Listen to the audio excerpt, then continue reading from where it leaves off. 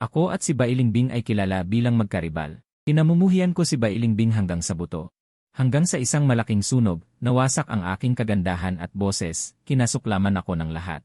Kinayamutan ako, ngunit niyakap niya ako. Iwan, huwag kang matakot, nandito ako. Sa sandaling iyon, ako'y nagising, ang babaeng pinakakinamumuhian ko. Siya pala ang taong pinakamamahal ako sa mundong ito. Nang malapit na akong mamatay, niyakap niya ako ng mahigpit. Ang malamig na hininga ay pumalibot sa aking tainga. Ang kanyang boses ay paos, puno ng pakiusap. Iwan, mahalin mo ako, maaari ba? Ang puso ko ay sumasakit. Ginagamit ang lahat ng lakas upang isigaw ang pag-ibig, ngunit hindi na niya ito maririnig. Mapaglaro ang kapalaran. Sa araw ng muling pagsilang, ito ay ang red carpet ng award ceremony. Isang babae na may kagandahang nakabibighani. Mahalika at malamig ang ekspresyon habang nakasandal sa harap ng kotse. Sa isang sulyap ko, ang buong mundo ay tila naglalaman lamang ng kanyang boses. Wala akong pakialam sa anumang bagay, lumaktaw ako sa red carpet at tumakbo patungo sa kanya. Niyakap ko siya at buong pagmamahal na hinalikan ang kanyang mga labi. Ang mga salitang hindi niya narinig noong nabubuhay pa siya. Muling sinabi ko sa kanya. Sa isang iglap, ang buong lugar ay napuno ng katahimikan. Maging ang mga manonood sa harap ng live camera ay nagulat at hindi makapagsalita dahil nakilala ng lahat. Ang babaeng hinalikan ko ay si Bainingbing, ang marangal at walang kapantay ng pamilya Bai sa syudad ng Yong. Siya ay parang isang maganda ngunit mapanganib na poppy. Alam na mapanganib ang paglapit. Ngunit marami pa ring nabibighani sa kanya. Sa sandaling iyon, ang maingay at magulong lugar ay biglang natahimik. Tanging ang mga flash ng ilaw ang patuloy na kumikislap na bumubuo. Isang malinaw na pagkakaiba sa katahimikan sa lugar. Ang mga komento ay sumabog sa kasiglahan. Nababaliw na ba si Fang Yuan? Ano ba ang ginagawa niya? Paano siya naglakas loob na halikan ang aking Diyosang si Bainingbing? Gusto na ba talaga niyang sumikat? Noong nakaraang live stream, sinadya niyang saktan si Wang Teng. Ngayon ay sa pilitang hinahalikan niya ang nakatatandang anak ng pamilya Bai. Marami na ba siyang nabasang nobela? Akala niya ba ay sisikat siya sa ganitong paraan? Huwag nang banggitin ang mga manonood na ito. Maging ang aking kaibigan at manager na si Feng Hua ay nagulat. Mas alam niya ang tungkol sa relasyon namin ni Bainingbing. Kahit na lumaki kaming magkasama mula pagkabata. Magkababata, ngunit ang relasyon namin ay napakasama. Sa tuwing lilitaw si Bainingbing, pakiramdam ko ay dumumi ang hangin. Parang kailangan kong linisin at disimpektahin ang hangin. Ang dahilan ay, mula pagkabata, gusto ko si Liu Qingqing, at si Liu Qingqing ay lalong kinamumuhian ang mataas at pinupuri na si Bainingbing. Kaya't sinundan ko rin siya sa pag-iwas kay Bainingbing. Ngunit ano ito ngayon? Sa sandaling iyon, magkatulad ang mga iniisip ni Feng Hua at ng mga netizens. Baka gusto lang talagang sumikat ni Fang Yuan, kaya gumawa siya ng ganitong kabaliwan. Hindi kalayuan, si Wang Teng ay naggangalit ang mga ngipin, ang kanyang mga mata ay bahagyang nanliliit, ngunit lumitaw ang isang mapanuyang ngiti. Nababaliw na talaga si Fang Yuan. Ngayon ay nangahas na siyang gambalain si Bainingbing. Hindi ba siya natatakot na patayin siya ng baliw na si Bainingbing? Gayunpaman, ang pagkabigla ng lahat ay hindi maitutumba sa kay Bainingbing mismo. Nang makita niya akong tumatakbo patungo sa kanya, akala niya ay gagawa na naman ako ng gulo. Isang hindi mahahalata na ngisi ang lumitaw sa kanyang mga mata. Sadyang pinigilan pa niya ang mga bodyguard na pigilan ako. Iniisip kung anong kalokohan ang magagawa ng pinalayas na mula sa pamilya at dating mayabang. At walang pakundangang batang master. Para kay Liu Qingqing, isa siyang tanga. Kakaisip pa lamang niya nito, mahigpit na niyakap na ng aking malaking kamay ang kanyang baywang. Ang amoy ng hormone sa kanyang katawan ay pumasok sa kanyang ilong. Biglang nanigas ang katawan ni Bainingbing. Nagkamali ba siya ng hawak? Balak niya sanang sakalin ang leg ko, pero nayakap niya ang baywang ko. Paano ito nangyari? Nakayuko si Bainingbing, nagbabalak na akong alipustein. Ngunit bigla akong yumuko at eksaktong hinalikan ang kanyang mga labi. Sa sandaling iyon, ang utak ni Bainingbing ay nagulo. Siya ay naguluhan. Gusto niya ang aking leg. Ngunit nakagat niya ang kanyang bibig. Bahagyang gumalaw ang kanyang lalamunan, nag-iisip kung may dapat ba siyang sabihin. Paalala na nagkamali ako ng kinagat. Ngunit pagkatapos ay nakalasap siya ng isang pait. Sa sandaling ito, narinig niya ang aking malambing na boses. Ningbing, mahal kita. Ang boses na yon ay kasinggaan ng simoy ng hangin. Mabilis na nawala, marahas siyang sinampal. Para ilabas ang galit sa aking Diyosa. Malamig akong tiningnan ni Bainingbing, ang mga luha na bumabagsak mula sa magandang sulok ng kanyang mata. Ang kanyang mga kilay ay lalong kumunot. Sa sandaling ang lahat ay nagpipigil ng hininga, naghihintay na bigyan niya ako ng isang malakas na sampal. Ngunit bahagyang tumaas ang sulok ng labi ni Bainingbing. Ang kanyang mapuputing daliri ay bahagyang nakabaluktot at dahan-dahang pinahid sa aking pisngi. Pinahid ang aking mga luha at mahinang sinabi, Umiiyak, umiiyak. Umiiyak ang lalaki. Walang kwenta. Ang nakapagtataka ay, ang mga salitang ito na tila paghamak ay nagpaparamdam sa mga tao ng isang bakas ng pagmamahal. Anong nangyayari? Ang dalagang ito, na hindi kailanman naglapit sa kulay asul, hindi ba't dapat nasampalin na lang ang lalaking ito na nagsasamantala sa kanya? Nagkatinginan ang lahat, walang tigil ang mga flash ng ilaw, at ang mga komento sa live stream ay baliw na nag-scroll. Ang bilang ng mga live viewer ay patuloy ring tumaas hanggang sa tuluyang maputol ang koneksyon. Mahigpit akong kumakagat sa aking mga ngipin. Ngunit hindi ko mapigilan ang aking mga luha, at ang aking boses ay labis na nanginginig na may matinding hikbi. Sobrang miss na kita. Natatakot akong mawala ka ulit. Sa sobrang pagka-excite, hindi ko napigilan. Mahigpit pa rin ang aking mga kamay sa kanyang baywang, patuloy na nagpupumilit na parang kapag binitawan ko siya, mawawala siya. Lumuluhang tumitig ako sa kanya, Bingbing, sobrang miss na kita talaga. Nag-isip si Bailingbing, nagdududa kung ang Bingbing na tinatawag ko ay si Kingking pala. Kung nagkamali ako ng taong nakilala. Pagkatapos ng ilang sandali ng pananahimik, bigla siyang tumingala. Ang kanyang mga mata ay matalim na tumingin sa paligid, at ang mga taong palihim na nanonood ng eksenang ito ay nagmadaling umiwas sa kanyang tingin. Ang ilan ay tumingin sa langit, ang ilan ay tumingin sa lupa, nagkukunwaring walang nangyari. Naiintindihan ni Bailingbing. Hindi ito ang lugar para mag-usap, kaya't itinaas niya ang kanyang kilay at iniabot ang kanyang kamay upang hawakan ang aking kamay. Gusto niya akong pakawalan sa kanyang baywang, naghahanda na isakay ako sa kotse para pag-usapan ng masinsinan. Ngunit ang aksyon na ito ay nagpabalisa sa akin. Hindi ko sinasadyang hinigpitan ang yakap sa kanya, ang aking boses ay halatang nanginginig at nagmamadaling sinabi. Bingbing, huwag kang umalis. Huwag mo akong iwanan, okay? Magiging mabait ako at susunod sa'yo. Tutu. Biglang natigilan si Bailingbing sa paghawak sa aking kamay, at ang kanyang magagandang kilay ay puno ng kawalan ng pag-asa. Hindi ako alis. Sumakay muna tayo sa kotse. Puno ng pag-aalala ang puso ko at lumuluhang tumitig sa kanya. Ngunit natatakot talaga akong kapag binitawan kita, mawawala ka. Parang isang magandang panaginip ang lahat ng ito. Sobrang ganda kaya't natatakot akong bumitaw. Nang marinig ito ni Bailingbing, bahagyang gumalaw ang kanyang mga mata. Kung gayon, ano ang gusto mong gawin para bumitaw ka? Isang kislap ng liwanag ang biglang lumitaw sa aking malinaw at dalisay na mga mata. Maingat kong sinabi, halikan mo ako, bibitawan kita. Bingbing, halikan mo ako, upang matiyak kong tunay kang nag-exist, okay?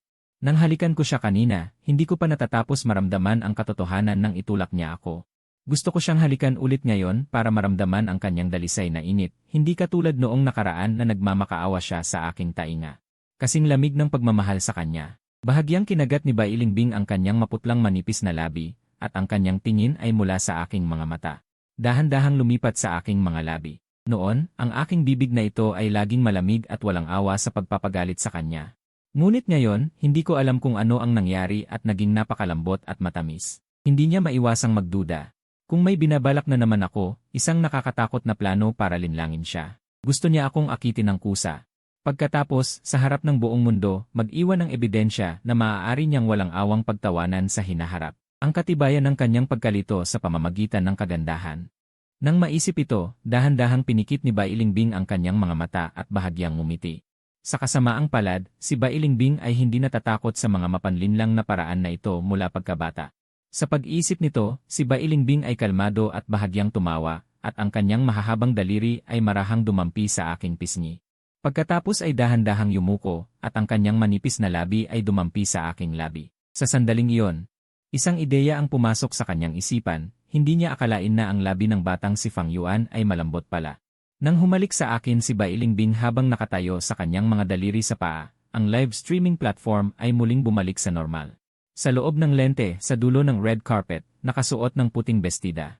Ang kaakit-akit na diyosa ay nakatayo sa kanyang mga daliri sa paa at masuyong humahalik sa isang lalaki. Ang mga netizens na naghihintay ng balita ay hindi pa nakikita ng malinaw ang larawan. Hindi na sila naghintay at nagpadala ng mga komento para magtanong, kumusta, nagsuntukan ba? Nagsuntukan ba? At ang mga nakakita ng malinaw ay mukhang nawalan na ng pag-asa sa buhay. Nagsuntukan. Hinalikan ng husto gamit ang bibig. Sa pagkakataong ito, biglang sumabog ang lahat ng trending topic. Sa orihinal na bantog na seremonya ng parangal, walang nag-aalala kung sino ang nanalo ng parangal bilang pinakamahusay na aktor o aktres. Ako, na pumunta lang para maglakad sa red carpet, ay sinakop ang kalahati ng mga trending topic. Ang lahat ng pangunahing forum ay pinuno rin ng mga naugnay na paksa. Ang ilang tao ay nagdududa na nahuli ko si Bai Lingbing. Upang bantaan siya, ang ilang tao ay naghinala na inakit ko siya sa pamamagitan ng pagbebenta ng aking sarili. Mayroon pa ngang nag-iisip, kung gumamit ako ng ilang kakaibang salamangka upang akitin si Bai Ningbing. Sa madaling salita, walang naniniwala na talagang gusto ako ni Bai Ningbing. Sa paningin ng mga netizens, si Bai Ningbing at ako ay parang dalawang mga parallel line na hindi dapat magtagpo. Ang isa ay isang mataas na swan, at ang isa ay isang hamak na palaka sa lupa. Ang ilan ay nagbanta pa, maghintay ka lang at tingnan. Kapag natauhan ng dalaga, tiyak na mapapahamak si Fang Yuan. Kung wala pa ring nangyari sa kanya, tatayo ako sa ulo ko at ikot ng 360 degrees habang kumakain ng tae. Habang nagkakagulo ang lahat sa internet, sa maluwang na likurang upuan ng kotse, mahigpit akong nakasandal kay Bai Ningbing. Nakatagilid ang aking ulo at tumitingin sa kanya ng may pagmamahal. Habang si Bai Ningbing naman ay nakayakap sa akin at nakauunat ang kanyang mahahabang binti. Nakarelax siyang nakasandal sa sasakyan, hawak ang cellphone sa maputi at manipis na mga daliri, katatapos lang ibaba ang hindi. Alam kong pang ilang tawag para kumusta sa kanya, naiirita na talaga kaya pinatay na lang. Pagkatapos ay lumingon siya sa akin, nagsalita, bagamat kaswal ang tono, ramdam ang bahagyang paghamak. Sabihin mo, nawalan ka ba ng alaala? O may binabalak ka na namang kalokohan? O baka nagkamali ka lang ng tao? Hindi ako nagkamali, nagmadali akong umiling para itanggi. Hindi sinasadyang dumampi ang manipis na mga daliri sa braso niya, gusto siyang hawakan. Biglang kumislap ang mga mata ni Bai Ningbing. Bawal mo akong yakapin, umupo ka ng maayos. Tumigil agad ako sa paggalaw. Bahagyang kumuyom ang mga daliring dumampi sa manggas niya, tinitigan lang siya. Bahagyang sumimangot si Bai Ningbing. Pinagmasdan akong mabuti, nakita ang malinaw kong mga mata, may kislap ng maliliit na ilaw. Parang mga nagkapirapirasong bituin, nagpapakita ng kaawa-awang pakiramdam. Bahagya akong kumunot noo. Mahina akong sumagot, ikaw si Bai Ningbing. Pagkatapos, lalong lumambing ang boses ko, ikaw ang pinakamamahal kong Ningbing. Biglang tumibok ng malakas ang puso ni Bai Ningbing. Hindi sinasadyang bahagyang kumunot ang kanyang noo. Bigla siyang nagtaas ng kamay, idinampi ang likod ng palad sa noo ko. Nag-iisip na sinabi niya, nilalagnat ka ba kaya natutuliro ka? Medyo malamig ang likod ng palad niya. Hindi ko maintindihan kung bakit naalala ko ang lamig ng yakap niya noong huling sandali. Dahan-dahan kong ikinuyom ang mga daliri. Lalong humina ang boses ko, hindi. Inalis ni Bai Ningbing ang kamay niya. Ikinrus ang mga braso sa dibdib, tinaasan ako ng kilay, sabihin mo.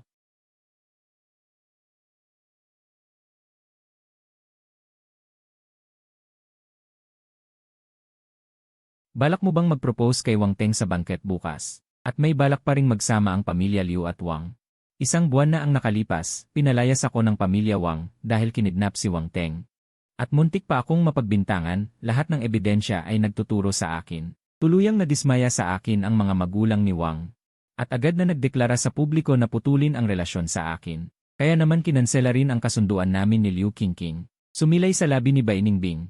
Ang isang malamig na ngiti, lalong lumamig ang tingin niya sa akin. Fang Yuan, hindi mo naman siguro ako gagamitin para makaganti kay Liu Qingqing, di ba? Bago bumaba ng sasakyan, nakita niya akong sinuntok si Wang Teng. Noong panahong iyon medyo nag-alala talaga siya. Masama ang ugali ko noon. Pero hindi pa ako nagkaganoon sa publiko na hindi nag-isip. Noon pa lang nahulaan na niya na dahil kay Liu Qingqing kaya ako nawala sa kontrol.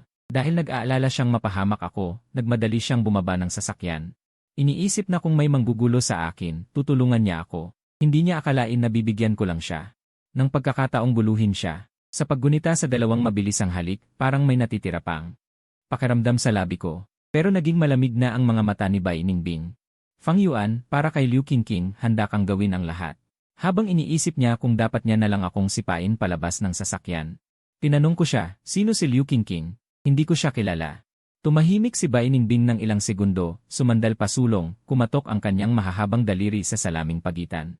Chen Zhu, ihatid mo si Keyuexin na nagmamaneho sa 4th Hospital. 4th Hospital. Iyon ay mental hospital. Hindi na nagtanong si Keyuexin, agad niyang pinaikot ang manibela. Pumunta sa 4th Hospital. Nang makita ko ito, bahagya akong sumimangot. Naiintindihan ko, siguro iniisip niya na baliw na talaga ako. At sa oras na ito, tuluyan na akong nagising mula sa pagkalito ko noong muling akong ipinanganak, sigurado na bumalik ako sa nakaraan. Kung ang pagpapanggap na nawalan ng alaala ay makakakuha ng tiwala niya, hindi lang iyon ang pinakamagandang paraan, wala akong pakialam sa iba. Ang mahalaga lang sa akin ay siya. Habang iniisip ko iyon, Sumimangot na si Bainingbing at nagsalita, bibigyan kita ng huling pagkakataon, magtapat ka sa akin. Ano ba talaga ang gusto mong gawin? Kung hindi, pagpasok mo sa ospital. Hindi ka na makakalabas. Madilim ang ilaw sa loob ng sasakyan, tinitigan ko ang kanyang malamig at walang emosyong mga mata. Mahina kong sinabi, wala akong ibang ibig sabihin, gusto lang kitang mahalin ng mabuti. Sandaling kumislap ang mga mata ni Bainingbing na nagpapanggap na kalmado. Bahagya niyang kinagat ang kanyang labi. At pagkatapos ay mumisi, Fang Yuan, akala mo ba 3 taong gulang ako? Tuminala ako, nakita ko ang kanyang nakangising ngiti. Gusto mo bang ipaalala ko sa'yo? Ano ba ang mga sinabi mong walang kwentang bagay nang magkita tayo sa lobby ng hotel kaninang umaga? Napakatagal na ng alaala na yon. Nahirapan akong mag-isip para maalala yon. Kaninang umaga sa lobby ng hotel. Nagkita nga kami. Lumabas siya ng elevator, papasok naman ako. Sa sandaling nag-cruise ang aming mga landas, bigla kong sinabi kay Li Fenghua sa tabi ko, dalhin mo na agad ang air purifier at spray. Ang baho sa elevator na ito ay kakaiba, nakakadiri. Pagkasabi ko niyan, sinamaan ko pa siya ng tingin at bumulong, nakakainis ka talaga. Sa pag-isip na yon, kumislap ang aking mga mata, at hindi ko mapigilang makaramdam ng kaunting pagkapahiya. Bahagyang bumuntong hininga si Bainingbing, sa itsura mong iyan na para bang may itinatago, halata namang naalala mo. Sa sumunod na segundo, nagkunwari akong walang alam at umiling. Hindi ko maalala. Itinagilid ko ang aking ulo habang nakatingin sa kanya. Ang aking mga mata ay malinaw na para bang wala talaga akong maalala, at ang tono ko ay napaka-inosente. Paano ba ako nakipag-usap sa'yo noon? Sinabi ko ba sa'yong napakaganda mo? Ang bango ng katawan mo ay napakasarap, gusto kita, mahal na mahal kita. Ano? Halos himatayin si Bainingbing sa galit, gusto niya akong sampalin agad. Ngunit sa huli, pinigilan niya pa rin ang kanyang galit, idiniin ang dila sa kanyang itaas na ngalangala. Pumitik siya sa aking noo, hindi gaanong malakas, at sinabi, Fang Yuan, huwag kang magpanggap na matalino sa harap ko, hindi ako naniniwala sa mga ganyan. Dali-dali kong tinakpan ang aking noo at nagtanong sa kanya, kung gayon, Ningbing. Anong gusto mo? Kinindatan ko siya, at dahan-dahang naglaro ang aking pilikmata sa harap niya. Sa takot niya, napapikit siya, at ang aking labi ay dumikit sa kanyang labi sa loob lamang ng 3 segundo. Pagkatapos ay dahan-dahan itong bumukas, at malambing na nagtanong, gusto mo ba ito? Hindi sinasadyang gumalaw ang lalamunan ni Bainingbing, mahigpit na nakatikom ang kanyang manipis na labi, hindi. Muli akong dumikit sa kanya, ang malambot kong labi ay marahang dumampi sa kanyang labi. Halos maramdaman ni Bainingbing ang aking makinis na labi, at biglang bumilis ang kanyang paghinga. Ang kakaibang pakiramdam na parang unang pag-ibig. Kumalat sa buong katawan ni Bainingbing at halos manlambot na siya. Biglang bumalikwas si Bainingbing. Hindi sinasadyang kinurot ang aking pisngi, itinulak ako palayo, at naggangalit ng mga ngipin na sinabi. Fang Yuan, pinutol ko ang kanyang sinasabi at tumingin sa kanya ng may pagmamahal. Kung hindi pa rin ito sapat, kung gayon, Ningbing, ibuka mo ang iyong bibig, hayaan mo akong halikan ka. Habang sinasabi iyon, tumagilid ako patungo sa kanya, at kusang pumulupot ang aking mga kamay sa kanyang leeg. Bahagyang yumuko, nakatingin sa kanya, ang aking mga mata ay puno ng pagmamahal at pag-asam. Mahinang nagtanong, ayos lang ba? Hindi mapigilan ang mga mata ni Bainingbing na tumigil sa aking mga labi, hindi niya mapigilang gumalaw ang kanyang lalamunan pataas at pababa, binuka ang kanyang bibig. Umalis ka. Mahigpit na nakatikom ang labi ni Bainingbing, muntik na niyang masabi ang i. Ngunit sa huli, ang nasabi niya ay ang 3 salita na may galit, anong? Ang lambing na dating kumikislap sa aking mga mata ay biglang naglaho, parang basag na salamin sa lupa. Bahagya kong inusuan ang aking labi. Ang aking mukha ay puno ng pagkabigo. Huminga ng malalim si Bainingbing, nagsisikap na huwag magpaloko sa aking ilusyon. Inilabas niya ang kanyang mahahabang daliri at idiniin sa aking noo, itinulak ako palayo. Malamig niyang tinanong, saan mo natutunan ang mga walang kwentang pamamaraan na ito? Kay Liu Qingqing ba? Fang Yuan, ito lang ba ang kaya mo? Bakit ito pa ang natutunan mo? Sumimangot ako. Ang aking mukha ay puno ng pagiging inosente. Sabi ko nga, hindi ko kilala si Liu Qingqing. Bakit mo siya laging binabanggit? Sino ba itong Liu Qingqing na ito? At kailangan pa bang pag-aralan ang mga ito? Likas na sa akin ito. Ang pasensya ni Bainingbing ay halos maubos na sa akin, sumimangot at malamig na sinabi. Hanggang kailan ka magkukunwari? Lalong lumungkot ang aking emosyon at mahina ang aking boses. Ang lahat ng sinasabi ko ay totoo. Ikaw lang ang mahal ko, at ikaw lang ang gusto kong mahalin sa buhay na ito. Bakit ayaw mong maniwala sa akin? Nagtataka ako sa aking isipan, bakit napakahirap kumbinsihin si Bainingbing sa ngayon? Akala ko kapag nagtapat ako sa kanya, masaya niya akong tatanggapin. Maaari kayang. Hanggang sa ngayon ay wala pa rin ako sa puso niya. Bahagyang kumitid ang mga mata ni Bai Ningbing at mahigpit akong tinitigan sa loob ng ilang segundo. Hindi mo talaga kilala si Liu Qingqing. Mariin akong tumango, hindi ko talaga kilala. Umisi si Bai Ningbing, mahina niyang sinabi, ako lang ang mahal mo. At gusto mo lang akong mahalin?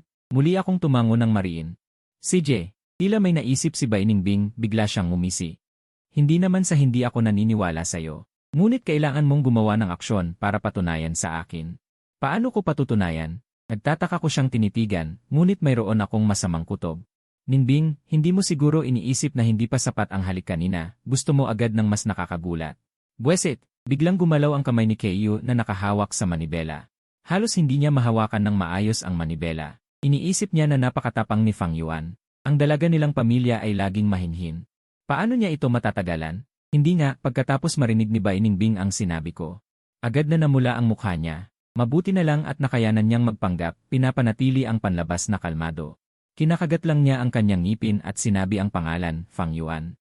Tinitigan ko siya ng may paglalambing, ang aking mga mata ay inosente. Pilit na pinipigilan ni Bai Ningbing.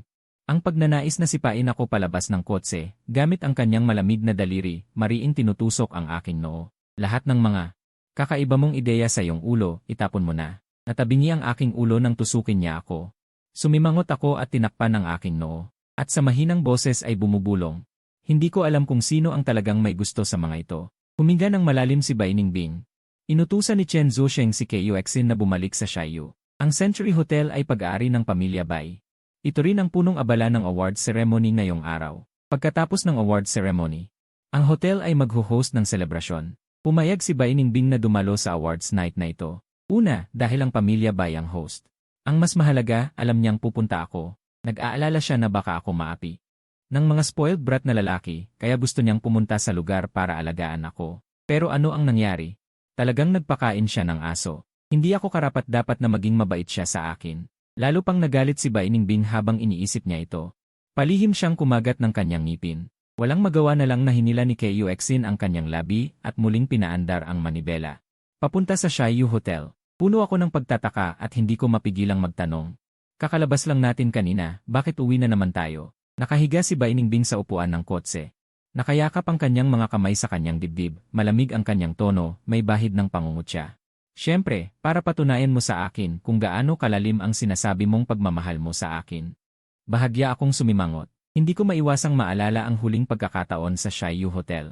Ang nangyari sa party ng pagdiriwang. Noong ako'y pinainom ng gamot. Nang magising ako, nakita ko si Bai Ningbing na nakahiga sa tabi ko, mahigpit na nakayakap sa akin. Ang custom-made na damit na binayaran ko ay parang basahan, itinapon sa tabi ng kama at nakasabit sa kanyang mamahaling damit. Noong panahong iyon, ako ay talagang miserable. Ang unang reaksyon ng magising ay ang tanungin siya. Ngunit siya ay kalmado at sinabi pa na papakasalan niya ako. At ang baso ng red wine na may gamot ay iniabot mismo sa akin ni Liu Qingqing. Muli kong tiningnan ang aking mga mata. Gamit ang madilim na ilaw sa kotse, tiningnan ko si Bai Ningbing. Nakapikit siya. Nakahiga sa kotse, ang linya ng kanyang gilid ng mukha ay malinaw at maayos, na may bahid ng malamig na aura. Kapag tahimik siya, natural na naglalabas siya ng pakiramdam na hindi ka dapat lumapit sa kanya. Dati, sa ilalim ng impluensya ni Liu Qingqing, lagi kong iniisip si Bai Ningbing ay sadyang nagpapanggap. Nagpapanggap na malamig buong araw at itinataboy ang lahat palayo. Ngunit pagkatapos maranasan ang lahat ng ito, napagtanto ko na hindi ko talaga gustong lumapit sa kanya. Ngunit medyo natatakot akong lumapit. Ang tinatawag na pagkamuhi ay dahil lang sa hindi ko kayang kalimutan. Mayroon akong hindi mapalagay na damdamin sa aking puso. Nang makabalik kami sa Shiyu Hotel, ang award ceremony ay nagaganap pa rin. Yung mga walang interes sa award ceremony, nagtipon na sa banquet hall kung saan ginaganap ang party. Kabilang dito ang maraming young masters at misses mula sa mayayamang pamilya sa Yongcheng. Hindi sila pumunta rito para magpalakpakan para sa mga nagwagi. Pumunta sila para makisaya. Sa huli, kahit sa entertainment industry, may ilang spoiled brat na pumupunta para maglaro, pero sa paningin ng mga batang ito mula sa prominenteng pamilya, yung mga walang background at katayuan, ay mga bagay na maaari nilang paglibangan. Ngunit sa sandaling ito, ang kapaligiran sa banquet hall ay medyo kakaiba. Lahat ay walang malay na tumingin kay Liu Qingqing. Alam ng lahat na mula pagkabata, ako ay palaging alalay ni Liu Qingqing. Hinabol siya ng higit sa 10 taon, at ang pinakakinamumuhian ni Liu Qingqing ay si Bai Ningbing. Pagkatapos ng lahat, sa buong Yongcheng, si Bai Ningbing lang ang makakalamang kay Liu Qingqing sa lahat ng aspeto. Kaya, dahil kay Liu Qingqing mula pagkabata, iniisip ko na si Bai Ningbing ay ang tipikal na masamang babaeng karakter. Ngunit ngayon, ako ay nasa red carpet. Sa harap ng buong bansa, masuyong hinalikan si Bai Ningbing at pagkatapos ay sumakay sila sa kotse at umalis. Totoo na kinansela ko na ang aking engagement kay Liu Qingqing at hindi rin naman niya ako minahal bilang isang lalaki at babae, ngunit ang sitwasyon ngayon ay tiyak na nagpainit sa kanyang ulo. Kaya sa ngayon, ang mga young miss ay nag-ingat. Natatakot na baka mapikon pa si Liu Qingqing. Halos mapatawa si Liu Qingqing sa galit. Nakarelax siyang nakahiga sa sofa, paulit-ulit na tinitingnan ang video ng paghalik ko kay Bai Ningbing sa kanyang cellphone. Ilang beses na niya itong pinanood at lalo siyang nagagalit, iniisip lang niya na sana mapagalitan niya ako agad. Pagkatapos niyang mag-browse, inilagay niya ang kanyang cellphone sa coffee table at malamig na sinabi sa taong nasa tabi niya na alisin ang mga trending na ito. Ang taong nasa tabi niya ay ang kanyang childhood friend na si Huang Zixuan. Sa sandaling ito, pinapanood din ni Huang Zixuan ang trending, at nang marinig niyang aalisin niya ang trending. Nagulat siya at nagtanong, bakit mo alisin ang trending? Hindi kaya naawa ka? Sa mga taong nagmumura kay Fang Yuan, inis na sinabi ni Liu Qingqing, ano ang mapapala ko kung minumura siya? Hindi mapigilan ni Huang Zixuan na tumawa at sinabi, wala nga, pero may mapapala si Wang Teng. Ngayon, kung masama ang reputasyon ni Fang Yuan, mas magiging maganda ang reputasyon ni Wang Teng. Dahil gusto mo si Wang Teng. Bakit mo pa pinoproblema ang kalokohan ni Fang Yuan? Natigilan si Liu Qingqing nang marinig niya ito. Huang Zixuan, hilo ka na ba? Nagulat din si Huang Zixuan sa kanyang reaksyon. Walang ekspresyon na sinabi ni Liu Qingqing, kailan ko sinabi na gusto ko si Wang Teng? Gulat na gulat si Huang Zixuan. Hindi kaya, Ate Qingqing, anong ibig mong sabihin? Gusto mo bang sabihin na ang gusto mo ay si Fang Yuan? Nanahimik si Liu Qingqing. Ngunit ang kanyang pananahimik ay nagpakaba kay Huang Zixuan. Bulog ni Huang Zixuan sa kanyang sarili, grabe. Binabaan niya ang kanyang boses at sinabi, Ate Qingqing, napakalapit mo kay Wang Teng nitong mga nakaraang taon. At hindi mo pinakitaan ng magandang asal si Fang Yuan. Tanungin mo ang mga kapatid natin dito, sino ang hindi nag-isip na gusto mo si Wang Teng? Lahat sila ay itinuturing si Wang Teng na iyong magiging asawa. Ngayon bigla mong sinabi na gusto mo si Fang Yuan, ikaw ay... Hindi niya napigilan ang kanyang sarili na magreklamo, baliw ka na ba? Tiningnan siya ni Liu Qingqing at malamig na sinabi, anong alam mo? Bahagya siyang tumagilid. Pagkatapos ay sinabi, napakasama ng ugali ni Fang Yuan. Ginagawa ko ito. Para malinawan siya, huwag niyang isipin na dahil malapit kami, pwede na siyang maging basto sa harap ko. Kailangan niyang malaman ang kanyang lugar at matutunan kung paano ako pasayahin. Kung mas malamig ako sa kanya, masusuyo siya sa akin na parang asong kumakawag ang buntot. Ganyan siya. Isa pa, pinalayas siya ngayon ng pamilya Wang. Wala siyang mapupuntahan, kaya sa huli, kailangan niya akong lapitan. Tinuturuan ko siya. Naiintindihan mo ba? Muntik nang mahulog ang panga ni Huang Zixuan sa kanyang narinig. Kaya ang pagiging mabait mo kay Wang Teng at ang pagiging malamig mo kay Fang Yuan sa loob ng maraming taon, ay para turuan siya na maging mas masunurin. Ang hilig mo na yan. Grabe, napakasama mo palang babae. Lumunok siya. At tinanong, hindi ba't magpapakasal ka kay Wang Teng bukas? Naggalit ngipin si Liu Qingqing, sa halip na magpakasal sa kahit sino, ang magiging asawa ko ay si Fang Yuan. Hindi nakapagsalita si Huang Zixuan at nanahimik ng ilang sandali. Sa huli, pinaalalahanan niya si Liu Qingqing, ngunit ngayon, hindi lang hindi bumabalik si Fang Yuan sa iyo. Nakikipag-flirt pa siya kay Bai Ningbing. Baka hindi mo makuha ang gusto mo. Hindi pa natatapos ang kanyang sinasabi. Dahan-dahang bumukas ang pinto ng ballroom. Sabay-sabay na lumingon ang mga tao sa loob ng ballroom at nang makita nila ang taong pumasok, bahagyang natigilan ang lahat. Isang babae na nakasuot ng silver gray na mahabang gown ang naglakad papasok ng may eleganteng hakbang. Ang babaeng ito ay matangkad at ang laylayan ng kanyang gown ay bumabagsak ng malambot na parang tubig. Napakaganda niya. Nakasuksok ang isang kamay niya sa bulsa ng kanyang gown, nakarelax. At malamig ang kanyang ekspresyon. Nakatayo lang siya roon, ngunit ang kanyang aura ay sapat na para takutin ang lahat. Pagkatapos, napatingin ang lahat sa lalaking nasa tabi niya. Ang lalaki ay nakasuot ng light blue na polo shirt, may maganda at kaakit-akit na mukha, at gwapo na parang galing sa fairy tale. Talagang kapansin-pansin. Nang makita ito ni Liu Qingqing, agad siyang umupo ng tuwid at tinitigan si Bai Ningbing. Dahan-dahang umiti si Bai Ningbing. Sa ilalim ng madilim na tingin ni Liu Qingqing, sadyang yumakap siya sa aking braso at hinila ako para maupo sa bakanteng sofa sa tabi. Hindi ko alam kung sinasadya o hindi, nagkaharap sina Liu Qingqing at ang kanyang mga kasama, na may maluwag na banquet hall sa pagitan nila. May layong halos 12 metro, sobrang tahimik sa banquet hall na maririnig mo ang pagbagsak ng karayom. Napapikit ng bahagya si Liu Qingqing sa galit at malamig na nagsalita, Fang Yuan. Bahagyang umisi ang maputlang labi ni Bai Ningbing, kampante siyang nakasandal sa sofa, at kaswal akong tinanong. Gusto mo bang lumapit? Habang nagsasalita, inilagay pa niya ang kamay ko sa kanyang hita. Sa sumunod na segundo, hinahaplos ng nanay ni Qingqing ang mga daliri ko, tahimik ko siyang tiningnan na hawak ang kamay ko at bahagyang umiling. Mahinang sinabi, sino yan? Hindi ako pupunta. Bagaman hindi malakas ang boses na ito, sa tahimik na banquet hall, malinaw na narinig ito ng lahat. Kasama na si Liu Qingqing. Biglang nanigas ang pisngi ni Liu Qingqing at kumuyom ang kanyang mga panga. Galit na banta, Fang Yuan, binibigyan kita ng huling pagkakataon. Pumunta ka kaagad dito. Bahagyang ikinuyom ni Bai Ningbing ang kanyang mga mata at ibinaling ang kanyang ulo. Lumapit ang manipis niyang labi sa aking tainga at mahinang sinabi, Fang Yuan. Hindi mo ba sinabi na mahal mo ako at gusto mo akong halikan? Mainit ang kanyang hininga. Nakakatamis ang kanyang boses na agad na nagpabilis sa tibok ng puso ko. Pagkatapos, narinig ko ulit ang kanyang mahinang pagtawa, kaya mo bang sa harap ni Liu Qingqing? At magbigay sa akin ng tunay na halik? Doon ko lang naintindihan na ang ibig niyang sabihin sa pagbibigay ng pangalan ay ito. Hindi talaga siya naniniwala na mahal ko siya, at akala niya na sinasadya ko lang siyang kinukutya, at lahat ay para kay Liu Qingqing. Sigurado siyang wala akong lakas ng loob na halikan siya sa harap ni Liu Qingqing, kaya sinabi niya ang ganitong kalakas loob at walang galang na bagay. Pero nagkakamali siya. Walang makakapigil sa akin. Tinitigan ako ni Bai Ningbing.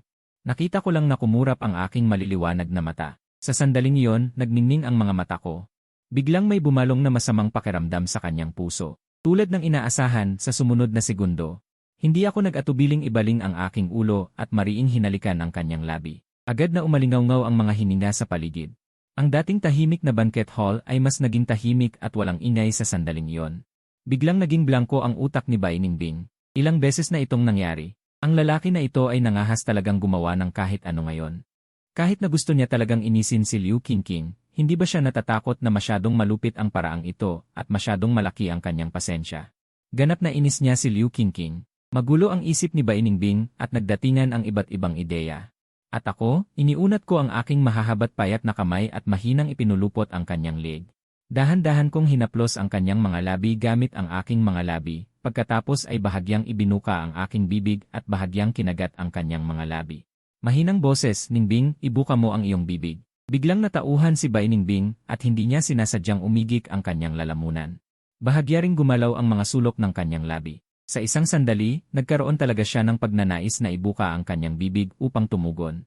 Gayunpaman, sa sandaling iyon, narinig ko ang isang mahinang pagtawa ng isang babae sa aking tainga. Anong balak mong gawin, Miss Bai? Sinulyapan ni Bai Ningbing sa gilid ng kanyang mata, at nakita niya na nakatayo na si Liu Qingqing. Mukhang gusto niyang sumugod dito, ngunit hinarang siya ng isa pang babae. Ang humaharang kay Liu Qingqing ay si Nick Xiaoqian. Ang matalik na kaibigan ni Bai Ningbing. Nakapamulsa si Nick Xiaoqian, nakaka-relax ang kanyang postura. Tinitignan niya si Liu Qingqing na may kalmadong ekspresyon, at sinasadyang nagsalita ng malakas. Anong balak mong gawin, pinsang miss? Nagbibiro ka ba? Ang magandang gawain ng aking ate Bai. Papayagan mo bang sirain ng babaeng amoy na ito na si Liu Qingqing? Impossible. Nakakatakot ang madilim na mukha ni Liu Qingqing at mahigpit niyang kinuyom ang kanyang mga kamay. Umalis ka. Ngumisi si Nick Xiaoqian. Kung sinabi mong umalis ako, susunod ba ako ng masunurin? Wala akong mukha. Kinagat ni Liu Qingqing ang kanyang mga ngipin at ang kanyang mga mata ay madilim at nakakatakot. Binabalaan kitang muli, umalis ka. Tinaasan ng kilay ni Nick Xiaoqian ang kanyang mga kilay. Nakangisi na may nakakalokong mukha. Kung hindi, anong gagawin mo sa akin? Lumubog ang tingin ni Liu Qingqing. Direkta niyang ikinuyom ang kanyang kamao at itinaas ang kanyang kamay. Mukhang susuntukin niya ang mukha ni Nick Xiaoqian. Ngumisi si Nick Xiaoqian, inilig niya ang kanyang ulo sa isang gilid at inilipat ang kanyang katawan sa isang gilid.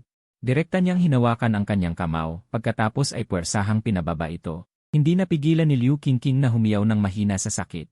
Sa pagitan, ang eksena ay napunta sa kabuluhan. Nang makita ito ng mga kaibigan ni Liu Qingqing, sila ay nagkagulo. Mabilis ding pinalibutan si Nick Xiaoqian ng 7 o 8 tao. Ang mga taong ito, sila ang mga kilalang pangalawang henerasyon sa mga bilog ng mayayamang pamilya. Ang iba pa sa paligid ay natakot na huminga ng malakas. Natatakot na hindi sinasadya, masangkot sa laban na ito. Ang 12 tao ay nagtatalo. Nagtutulakan. Gusto niyo bang makipag-away? Banyo! Nakamali ng pagkakaayos si Nick Xiaoqian sa braso ni Qingqing at kinalas niya ito. Aayusin ko kayo. Sa mga papel nyo, maliliit na papel lang kayo. Sabay-sabay na kayong lahat. Nang makitang tuluyan ng mawawala sa kontrol ang sitwasyon, dalawang salita ang binitawan ni Bai Ningbing. Ayos ba? Ang dalawang simpleng salitang ito ay may kakaibang puwersa. Ang magulong tagpo ay agad na tumahimik. Huminto ang lahat ng 12 tao at lumingon kay Bai Ningbing. Sa sandaling ito, si Bai Ningbing ay nakasandal sa sofa. Ang kanyang mahahabang binti ay kaswal na magkakrus. Nakayuko ako sa tabi niya. Hindi ko alam kung ano ang iniisip ko. Nang makita ang lahat na nakatingin, bahagyang ngumisi si Bai Ningbing. Malamig ang kanyang boses. Kung mag-aaway kayo, labas. Huwag dito sa akin. Natahimik ang iba. Iniisip nila, nagtatalo lang naman kami, hindi naman talaga mag-aaway. Pero sa sinabi ni Bai Ningbing, ang tapang na nakuha ng lahat ay napigilan. Dahil ito ang teritoryo ng pamilya Bai, alam nilang lahat ang magiging resulta kung mag-aaway sila dito. Sumimangot ang ilan at tumingin kay Liu Qingqing, nag-iisip kung paano siya tutugon. Sa sandaling ito, ang mukha ni Liu Qingqing ay maputla sa sakit. Patuloy na tumutulo ang malamig na pawis mula sa kanyang noo. Hawak lang niya ang kanyang nasugatang pulso at masamang nakatingin sa akin. Iginalaw ni Huang Zixuan ang kanyang mga mata sa tabi niya at agad na sumigaw sa akin, Fang Yuan. Hindi mo ba nakikita na nabali na ang kamay ni Qingqing? Ano pang hinihintay mo?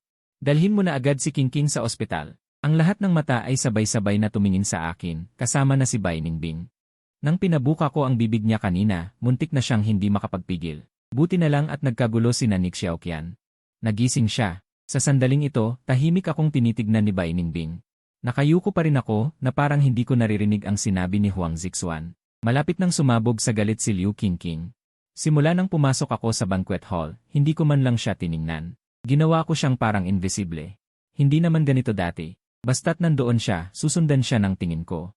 Bigla siyang nakaramdam ng pagkabalisa. May pakiramdam siya na ang isang bagay na dati niyang kontrolado ay unti-unting nawawala sa kontrol. Pinipigilan niya ang sakit at nagsalita sa paggangalit ng mga ngipin, Fang Yuan. Kung tapos ka nang magwala, halika na. Kalilimutan ko na ang nangyari ngayon. Ang tono niya ay parang nagbibigay. Sa wakas, tumingala ako at tumingin kay Liu Qingqing. Ito ang unang pagkakataon na tiningnan ko siya ngayong gabi. Pagkatapos ng 2 segundo, tumayo ako at naglakad papunta kay Liu Qingqing. Agad na nawala ang kadiliman sa mga mata ni Liu Qingqing. Napalitan ito ng pagmamayabang. Alam na niya. Ginagawa ko lang ito para inisin siya. Tinitignan ako ng iba. Tinitignan kita. Walang nagsalita. Nang naglalakad ako, agad na nagsilayo ang lahat. Nag-alinlangan pa si Nick Xiaoqian, pero hindi niya kayang kalabanin si Liu Qingqing. Wala siyang dahilan para pigilan ako. Wala siyang nagawa kundi ang mag-give way. Sinamaan niya ng tingin si Liu Qingqing.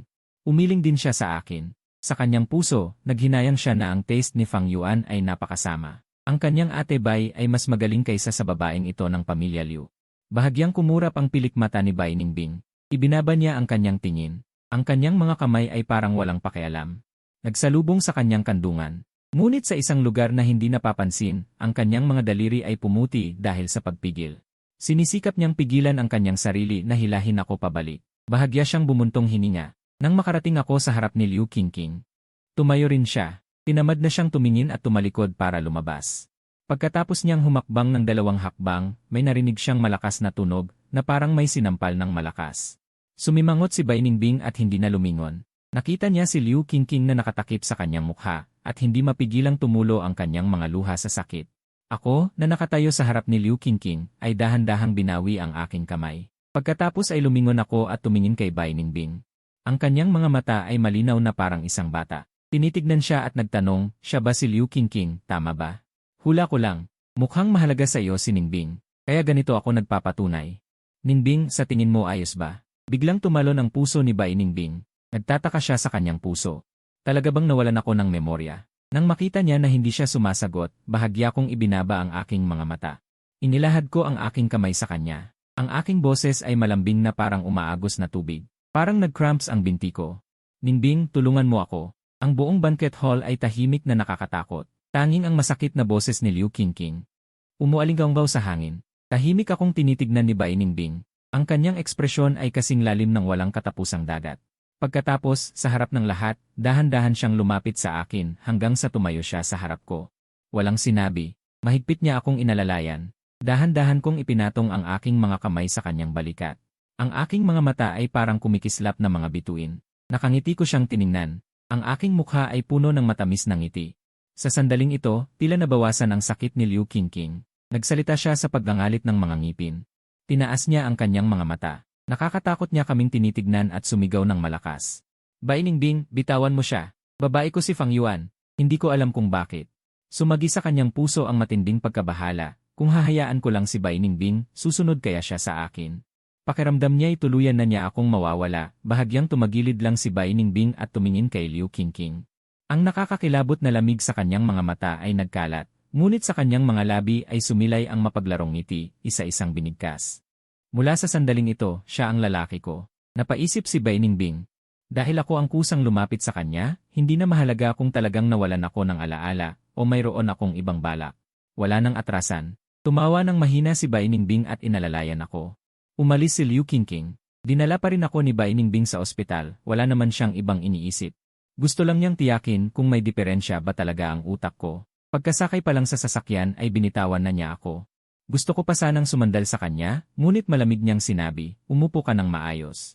Umuso ako at nagtatampong sinabi, ayaw ba ni Ningbing na yakapin kita? Parang ang cold mo ngayon. Nakasandal si Bai Ningbing sa upuan ng sasakyan, kaswal ang tono, ngunit may bahid ng pang-aasar. Dati ka rin bang ganyan kay Liu Qingqing? Hindi ka ba marunong magsalita ng maayos? Puro ka pa cute. Para kang walang buto, lagi kang nakadikit sa akin.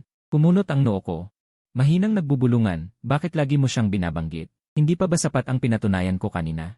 Lumingon si Bai Ningbing sa bintana at hindi na ako pinansin. Pagdating sa ospital, inutusan ni Bai Ningbing ang mga tao na ayusin ang isang kumpletong check-up para sa akin, kahit ang psychiatric test ay hindi pinalagpas. Tahimik akong nanahimik, iniisip na kung mapapanatag siya sa mga pagsusuring ito, gawin na lang. Naging maayos naman ang ibang pagsusuri, ngunit nang dumating sa psychiatric diagnosis, kailangan kong sagutin ang maraming tanong.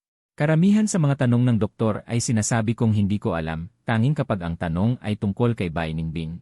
Agad kumikinang ang aking mga mata. Pagkatapos ng isang detalyadong diagnosis, naging komplikado ang pakiramdam ng doktor. Sa huli, isinulat ng doktor ang 3 salita sa medical certificate at ibinigay kay Bai Ningbing na naghihintay sa labas. May kakaibang ngiti sa mukha ng doktor at ipinatong ang medical certificate sa kamay ni Bai Ningbing, huwag kang mag-alala. Normal ang isip, walang malaking problema, kundi lang itong maliit na problema. Sumunod ako sa doktor at nakita ko ang eksenang iyon, kaya nalaman kong magkakilala ang doktor at si Bai Ningbing. Ang pangalan ng doktor ay Liang Mofeng, tumingin siya sa akin at mumiti. Sinabi niya kay Bai Ningbing, marami pa akong ginagawa, kayo na ang bahala. Nagmadali akong nagpasalamat sa doktor, at pagkatapos niyang bumalik sa opisina, lumapit ako kay Bai Ningbing. Tanong ko, ano ang sinabi ng doktor? Ang mga mata ni Bai Ningbing ay nagpapakita ng pagkalito. Tumingin sa medical certificate, at pagkatapos marinig ang aking tanong, itinaas niya ang kanyang kilay at iniabot sa akin ang medical certificate.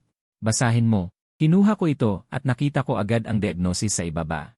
Love-obsessed. Kung pagsasamahin ang sinabi ni Liang Mofeng kay Bai Ningbing kanina, ang ibig sabihin nito ay normal ang isip ko. Walang malubhang problema, love-obsessed lang. Tumango ako. Walang nagagawa, sinabi ko, ang galing naman ng doktor na to. Lalo pang naging komplikado ang pakiramdam ni Bai Ningbing. Sinuri niya ako mula ulo hanggang paa, at walang problema sa aking katawan na mas lalo pa siyang nagpalito. Kung sinasadya kong lumapit sa kanya, ano kaya ang pakay ko? Kung hindi para kay Liu Qingqing, ano pa kaya ang dahilan para baliwalain ko ang nakaraan at maging malapit sa kanya? Kung hindi ako nagpapanggap, posible bang magbago ang isang tao ng ganito sa loob lang ng isang araw? Hindi napigilan ni Bai Ningbing na itaas ang kanyang kamay at dahan-dahang haplusin ang aking ulo, na parang sinusubukan kung may bukol. Sabi niya, naipit ba ang ulo mo sa pinto ng elevator kaninang umaga? Wala akong nagawa kundi sabihin, bakit hindi ka maniwala na gusto talaga kita? Mahal kita. Inilayo ni Bai Ningbing ang kanyang kamay at tumayo ng tuwid. Nakipagtitigan sa akin ng malalim, sa tingin mo, kung ikaw kaya. Maniniwala ka ba? Kung isipin, hindi rin ako naniwala dati. Na gusto niya talaga ako hanggang sa naranasan ko ang sunog. Kinagat ko ang aking labi. Sinabi ko sa kanya ng buong puso, sa totoo lang, gusto kita noon pa, hindi lang ngayon bigla. Matagal na kitang gusto. Bahagyang kumipot ang mga mata ni Bai Ningbing, medyo nagdududa sa sinabi ko. Dati kasi natatakot akong gustuhin ka. Yumuko ako at may bahid ng kalungkutan sa aking boses. Napakahusay mo, napakaganda mo, at napakaraming lalaki ang may gusto sa'yo. At lagi ka pang masungit sa akin. Medyo kakaiba ang tono ni Bai Ningbing, Fang Yuan. Huwag mo akong baliktarin, ikaw ang laging masungit sa akin. Agad akong sumagot sa kanya. Ako ba ay naging ganito dahil sa pagmamahal ko na hindi nasuklian, kaya naging galit dahil sa pag-ibig? Sumimangot si Bainingbing, huwag mong isipin na sa pagiging pasaway at makulit ay magiging kaibig-ibig ka. Magiging dahilan lang iyon para isipin nilang iniiwasan mo ang totoong usapan, walang gana kong sabi. Hindi mo ba ako kayang pagbigyan? Bakit ka laging nanunumbat? Seryoso naman ako. Sa pagtatapat ko sa'yo. Hindi nagsalita si Bainingbing na nahimik siya ng ilang sandali. Pilit na pinipigilan ang inis sa kanyang puso, pagkatapos ay tumalikod siya at umalis, napakunot ako ng noo. Tinitingnan ang kanyang papalayo na likod, nakatayo sa lugar na hindi gumagalaw, naghintay hanggang sa makalayo siya ng mga 10 metro. Sumigaw ako ng malakas, Ningbing. Huminto sa paglalakad si Bainingbing. Tumigil ng ilang segundo, lumingon sa akin, ano na naman? Sumakit ang binti ko kanina, masakit pa rin hanggang ngayon, pwede mo ba akong alalayan? Iginilid ni Bainingbing ang kanyang ulo, bumuntong hininga, kung hindi mo kayang maglakad, huwag kang maglakad.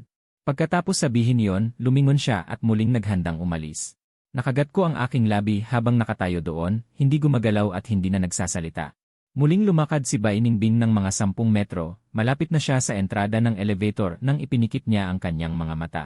Pabulong na nagmura, pagkatapos ay bumalik at dali-daling inalalayan ako. Nagngangalit na sabi sa aking tenga, Fang Yuan, sigurado akong may utang ako sa iyo sa nakaraang buhay. Kusang yakap ko ang kanyang leg, ang malamig na amoy ng babae ay agad akong binalot. Bahagyang tumaas ang gilid ng aking bibig, hindi ko alintana ang kanyang nanlalamig na tono, mahigpit ko lang siyang yakap sa kanyang baywang. Lumapit sa kanyang pisngi, marahan siyang hinalikan sa mukha at umalis. Bumulong sa kanyang bibig na may malamig na tono, may utang ka sa akin, hindi ba't normal na pagsilbihan mo ako? Kailan ba nakakita ng inuutangan na nagmamayabang sa harap ng kanyang pinagkakautangan? Seryoso kong sagot sa kanya. Karaniwan, ang naniningil ng utang ay hindi nagagalit, mas malaki ang utang. Mas mahirap itong makuha, kaya dapat lambingin ng pinagkakautangan ang inuutangan, samahan ito. Para may pag-asang mabawi ang utang. Bumuntong hininga si Bainingbing, ang dami mo talagang kakaibang dahilan. Pagkatapos, muli akong lumapit sa kanyang tenga at mahinang nagsalita. Ang laki ng utang ko kay Ningbing, kaya kailangan kong bayaran ng dahan-dahan, pinag-isipan ko rin ito ng matagal. Tinitignan siya habang isa-isa kong binibigkas, buong buhay, hindi na maghihiwalay kahit anong mangyari. Si Bainingbing at ako, ngayon ay nakatira sa parehong subdivision, sa parehong apartment building.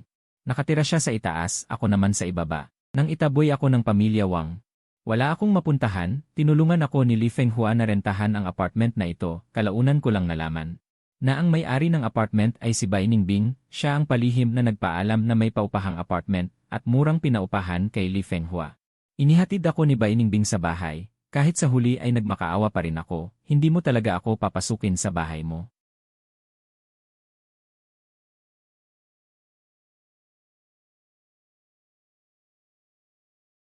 Tiningnan ko siya, sinigurado na hindi niya ako papasukin sa bahay niya, saka ako nagpaalam ng may lungkot.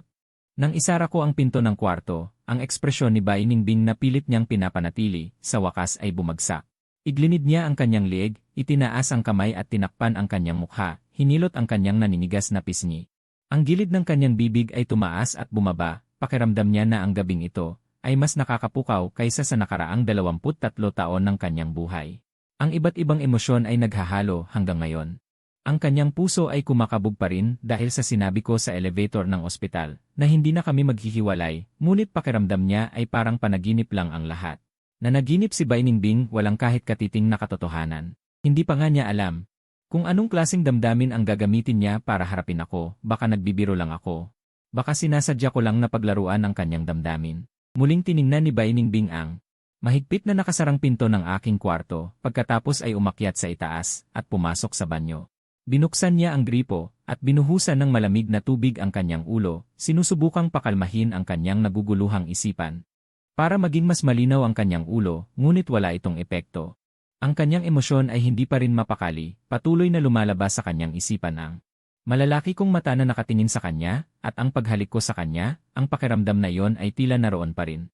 Sumandal si Bainingbing sa malamig na pader, tumingala, at huminga ng malalim para pakalmahin ang kanyang emosyon. Iyon, ang kanyang paos na boses ay sumabay sa agos ng tubig, ngunit sa sandaling iyon, biglang naramdaman ni Bainingbing na parang may kumagat ng malakas sa likod ng kanyang kamay. Naramdaman ang matinding sakit, agad na lumamig ang kanyang emosyon, napakunot siya ng noo. Biglang dumilat ng mata, itinaas ang kamay para tignan ngunit walang nakitang sugat. Walang kahit anong bakas, ngunit ang natitirang sakit na binabawasan ni Bainingbing ay dahan-dahang nawawala. Ngunit hindi pa rin lubusang nawawala. Ikinuyom niya ang kanyang mga mata at inalala ang sakit na naramdaman niya kanina. Tila kinagat siya ng isang bagay. Tumahimik siya ng ilang sandali, tumingala at sumandal sa sofa. Naisip niya nang may pangungutya, marahil ay naisip ng langit na ang kanyang pag-ugali ay labis nakakatwa. Kaya't pinigilan siya nito. Sumandal si Bainingbing sa sofa at ipinikit ang kanyang mga mata, nagsusumikap na pakalmahin ang kanyang emosyon. Hanggang sa biglang tumunog ang doorbell. Umupo siya ng tuwid at tumingin sa gawin ng doorbell. Nakita agad niya ang gwapong mukha sa screen. Walang nagawa si Bainingbing kundi ipikit ang kanyang mga mata. Kinuskus niya ang kanyang noo at bumuntong hininga. Hindi ba pwedeng hayaan na lang ako ng lalaking ito na mapag-isa? Pagkatapos ay tumawa siya sa sarili, sa totoo lang, hindi ba't inaasahan niya rin na pupunta ako? Tumayo si Bainingbing at binuksan ang pinto, sumandal sa gilid nito, nakahalukip-kip ang mga braso sa dibdib habang nakatingin sa akin. Punong-puno ng pagkayamot ang kanyang tono, Fang Yuan, alam mo ba kung anong oras na? Suot ko pa rin ang damit ko kaninang umaga, hindi ko alam kung anong pinagkaabalahan ko sa tagal kong nawala. Tumayo ako sa harap niya, pagkarinig sa kanyang sinabi. Inosente kong iniunat ang aking kamay sa kanya. Kinagat ng pangalawang kapatid ko ang likod ng kamay ko, sabi ko habang itinataas ang aking kamay.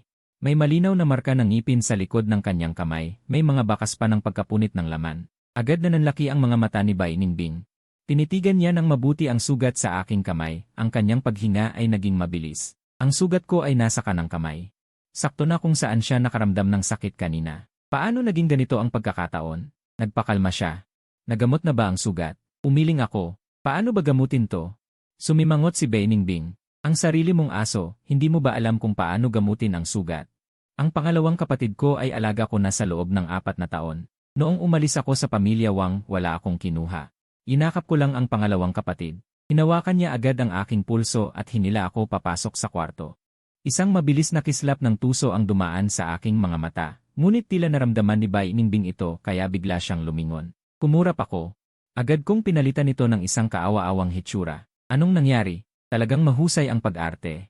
Tahimik na pagtatasa ni Bainingbing. Hinila niya ako papasok sa kusina at binuksan ang gripo. Mahigpit niyang hinawakan ang aking kamay at inilagay sa ilalim ng agos ng tubig, hinayaan ang malinis na tubig na hugasan ang aking sugat. Bahagya akong nanginig. Ang sugat ay sinimulang kumirot dahil sa tubig. Mahigpit na hinawakan ni Bainingbing ang aking kamay. Hindi ko alam kung bakit. Isang hindi magandang pangitain ang biglang sumulpot sa kanyang puso, dahil sa mismong sandaling iyon, nakaramdam din ang kanyang kanang kamay ng bahagyang kirot. At sa ngayon, hindi pa rin nawawala ang sakit na ito, dahan-dahan siyang pinahihirapan. Tinitigan niyang mabuti ang aking sugat. Hindi gaanong kalalim ang sugat na ito, bahagyang nakabukas ang laman, makikita na ang mga bakas ng dugo. Dahan-dahang huminga ng malalim si Bainingbing, nagsusumikap na pigilan ang mga kakaibang ideya, at nagsalita. Malalim ang sugat na ito, papadalhan kita ng taong magbabakuna sa'yo, laban sa rabies mamaya. Tumango ako. Hindi naman ako tumutol. Sa sandaling ito, napakalapit ng dalawa. Bahagya akong tumingala. Makikita ko ang kanyang napakagandang mukha. Hindi ko napigilang ibaba ang aking tingin at napansin ang maputing balat kung saan nakabukas ang kanyang robe. Tila may manipis na layer pa ng hamog dito. Hindi ko napigilang lumunok. Nakita ko na siyang suot ang robe kanina pa. Ang bilis niyang nakapagligo. Hindi ba talaga niya ako gustong dalawin? Sa pag-isip na ito, bahagya akong sumimangot at ang aking tingin ay hindi gaanong nagkubli, nakatingin kay Bainingbing na nakatingin sa aking sugat. Hindi niya maaaring baliwalain. Ang nanggugulong emosyon na nagawa niyang pigilan kanina ay muling sumulpot sa ilalim ng aking paningin. Mahigpit niyang kinagat ang kanyang labi, binitawan ang aking kamay, at hinayaan akong hugasan ang aking sarili. Pagkatapos ay tila walang pakialam niyang hinila ang kwelyo ng kanyang robe. Sa pagkakataong ito, hindi ko na magawang sumulyap sa panloob. Umuso ako. Mahinang bumulong, madamot. Sumandal si Bainingbing sa lababo. Tumahimik siya sandali, nagtatakang nagtanong sa akin, bakit ka kinagat ng aso mo? Sa lohikal na paraan, ang isang aso na inalagaan sa loob ng 4 na taon ay hindi dapat magpakita ng ganitong pag-ugali. Bahagya akong kumislap, ibinaba ang aking tingin at mahinang bumulong. Paano ko malalaman? Huminto ako sandali.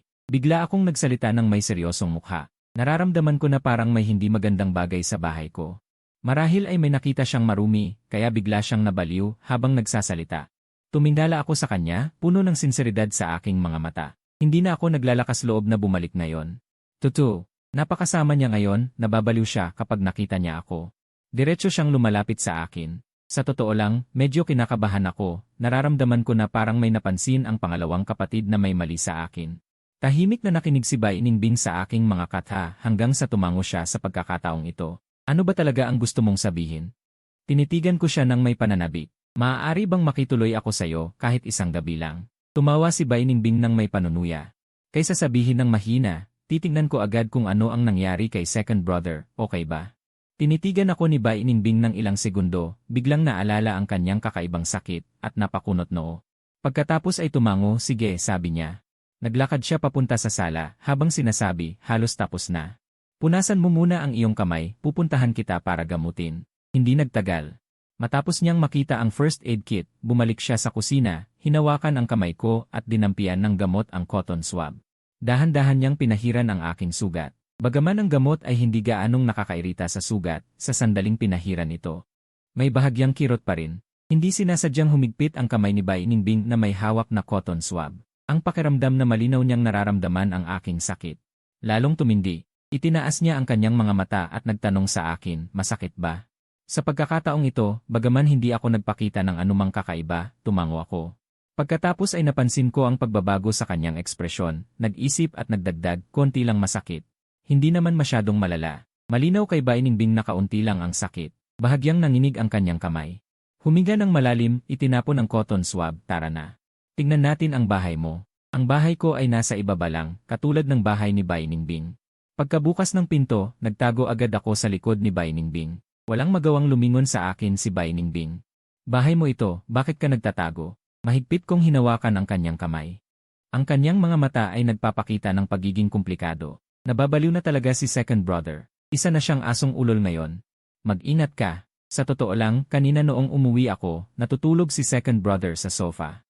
Nakabaluktot na parang isang malambot na bola. Matagal-tagal ko na siyang hindi nakikita. Noong nakaraang sunog, hindi nakataka si second brother. Umupo ako sa tabi niya, nakatitig sa kanya. Dahan-dahan ko pang minasahe ang kanyang ulo. Noong abala ako sa muling pagkabuhay ko, bigla siyang nagising. Gaya ng dati, una niyang kinuskos ang kanyang ulo sa palad ko.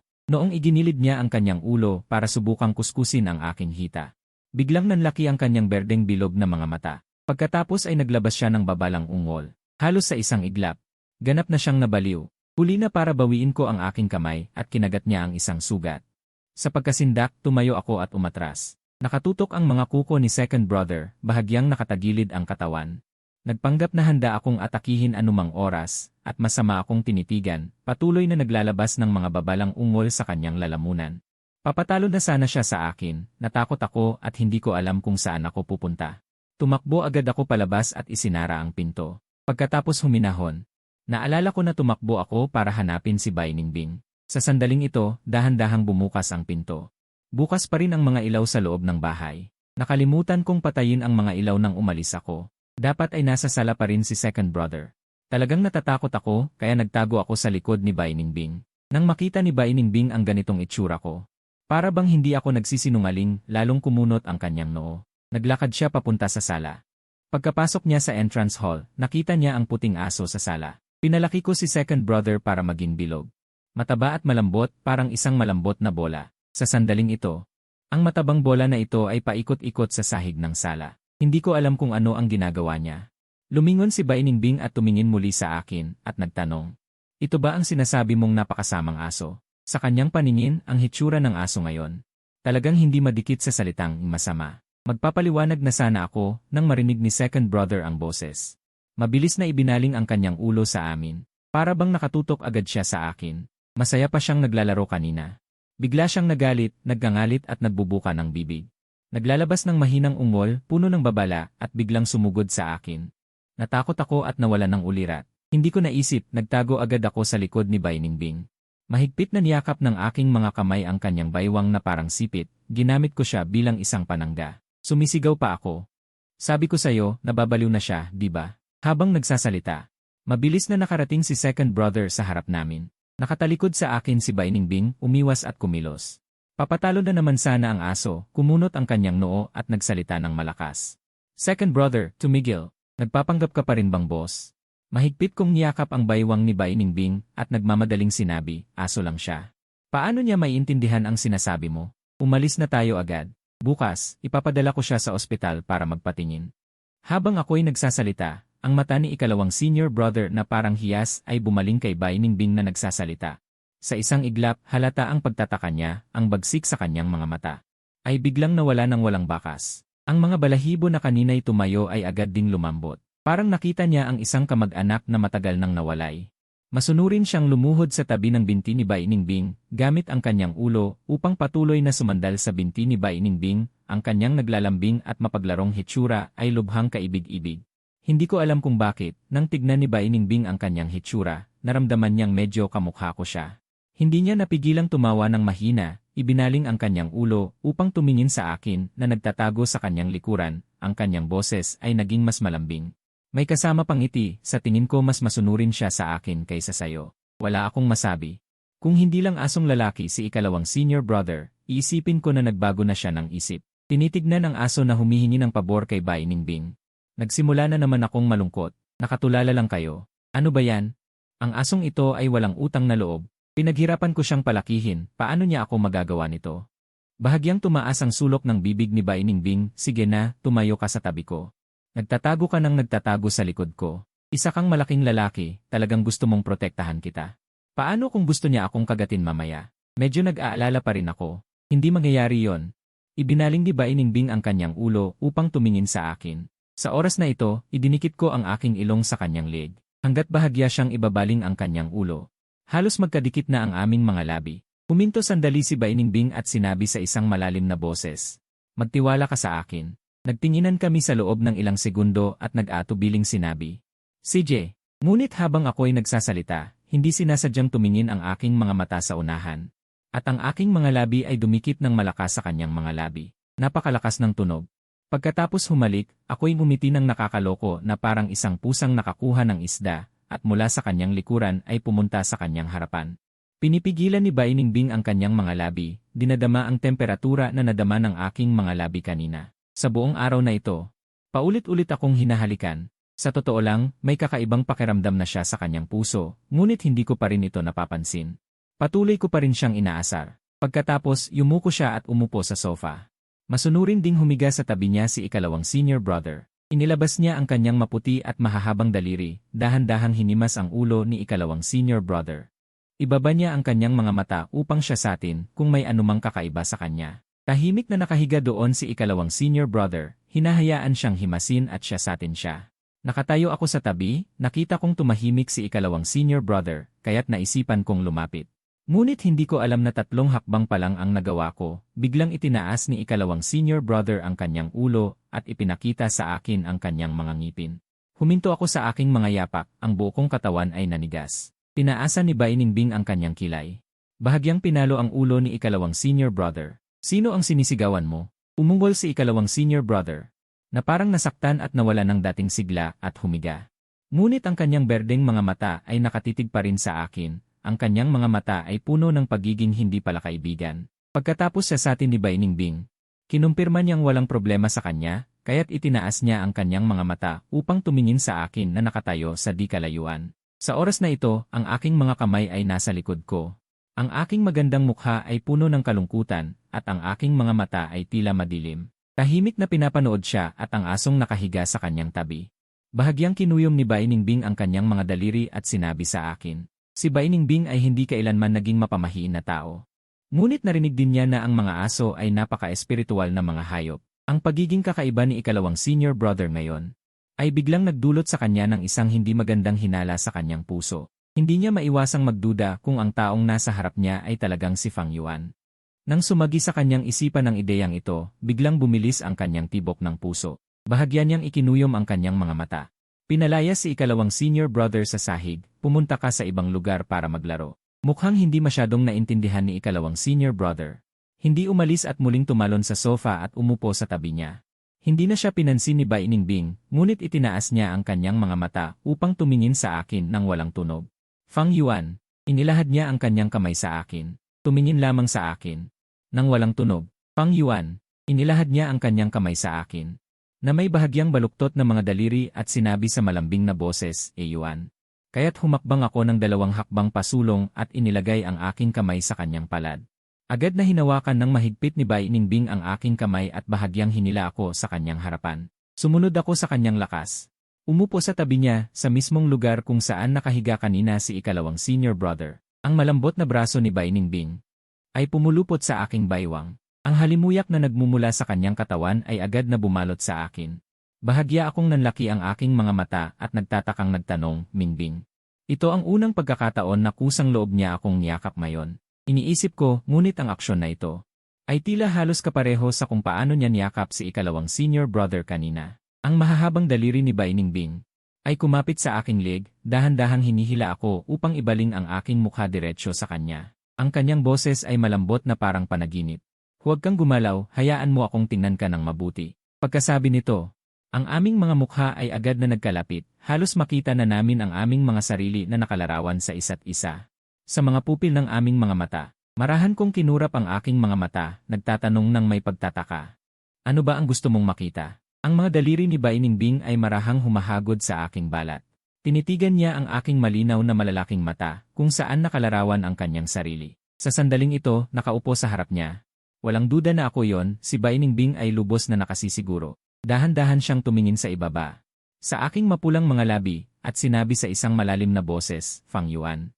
Wala bang ibang tao dito? Ako ay nagtatakang tumingin, tapos, mayroon bang espesyal tungkol dito? Biglang ayaw nang pigilan ni Bai Ningbing ang kanyang panloob na pananabik. Unti-unti siyang lumapit sa akin, ang kanyang hininga ay marahang humahaplos sa aking mukha at mahinang nagtanong. Gusto mo pa bang humalik? Sa sandaling ito, ako ay nakaupo sa tabi ni Bai Ningbing.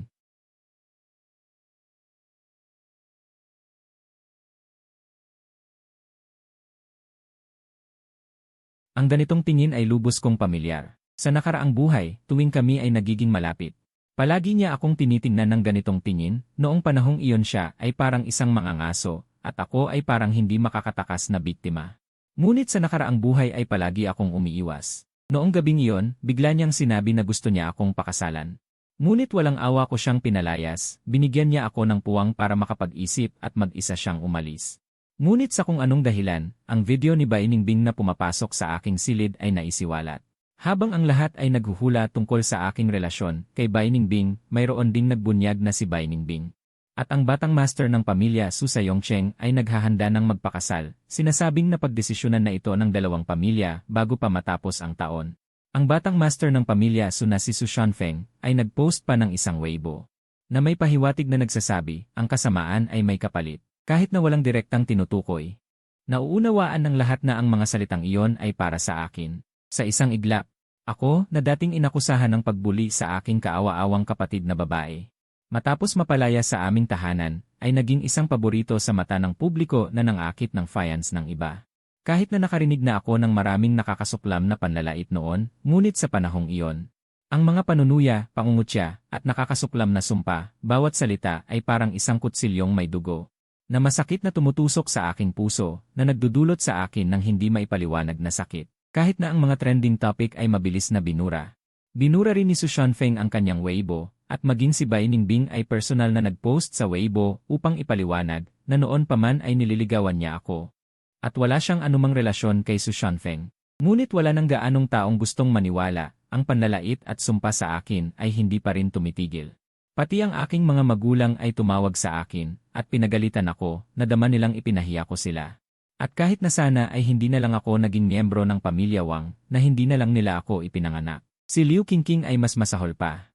Nang malaman niyang nagkaroon ako ng relasyon kay Bai Ningbing, ang kanyang tingin sa akin ay parang nakakita siya ng maruming bagay, at ang kanyang mga salita ay palaging tumatawag sa akin na gigolo. Sa panahong iyon, talagang nakaramdam ako ng labis na sakit, at ang sakit sa aking puso ay walang mapuntahan, kaya lahat ito ay ibinuhos ko kay Bai Ningbing. Kinapuotan ko siya, noong panahong iyon ay labis kong naisip na ang ugat ng lahat ng ito ay siya. Kaya tuwing lalapit siya sa akin, palagi akong nagwawala sa kanya, ngunit tahimik niya akong pinababayaan. At kapag napagod na akong magalit, mahigpit niya akong yayakapin, walang sasabihin. O magbibigay ng anumang paliwanag. Noong panahong iyon, matagal na niya akong gusto. Sa pag-isip nito, hindi ko maiwasang matulala. Itinukod ni Bai Ningbing ang kanyang noo sa aking noo. At mahinang nagtanong, ayaw mo nang humalik? Sa sandaling ito, ang kanyang mga mata ay lalong nagiging malabo. At puno ng pananabik, bumalik ako sa aking sarili, at hindi ko sinasadyang inilagay ang aking mga kamay sa kanyang mga balikat. Hindi sa ayaw ko, talaga bang maghahalikan tayo? Ang kanyang boses ay mas mahina.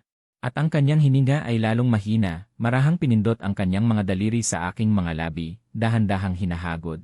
At malabong bumulong, "Iyuan, halikan mo ako." Ang kanyang mga salita ay nagpula sa aking mga tainga. At halos hindi ko na napigilan ang aking sarili, pakiramdam ko ay parang lubos niya akong inakit, o masasabi. Kahit na hindi siya aktibong mangakit, ang aking kalooban ay sabik din ngunit kanina lang. Bigla kong naalala ang lahat ng nangyari sa nakaraang buhay, at napagtanto kong may mga bagay pa akong hindi naayos, hindi pa ako pwedeng humalik sa kanya ngayon.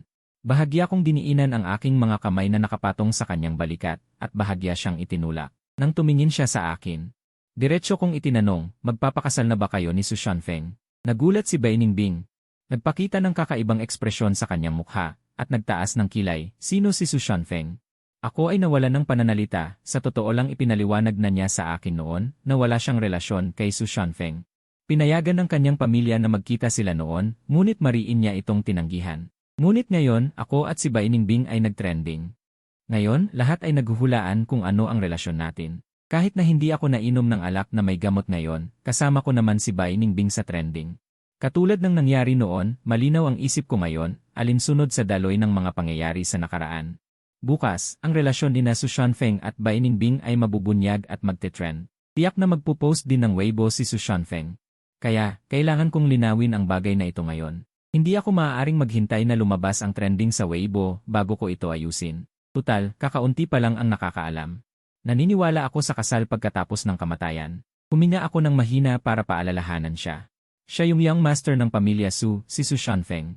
Umuwi siya mula sa ibang bansa noong bagong taon. Hindi ba't nag-date kayo? Huwag kang magpanggap na hindi mo siya kilala. Sa bagay na yan, ang date ni Bai Ningbing at Su Shanfeng. May nakakita pa sa akin. Nakita siyang kasama si Su Shanfeng na lumabas mula sa private room ng restaurant. Tiningnan ko lang ng masama si Bai Ningbing mula sa malayo. Nagtataka ako kung bakit kahit saan ko siya makita.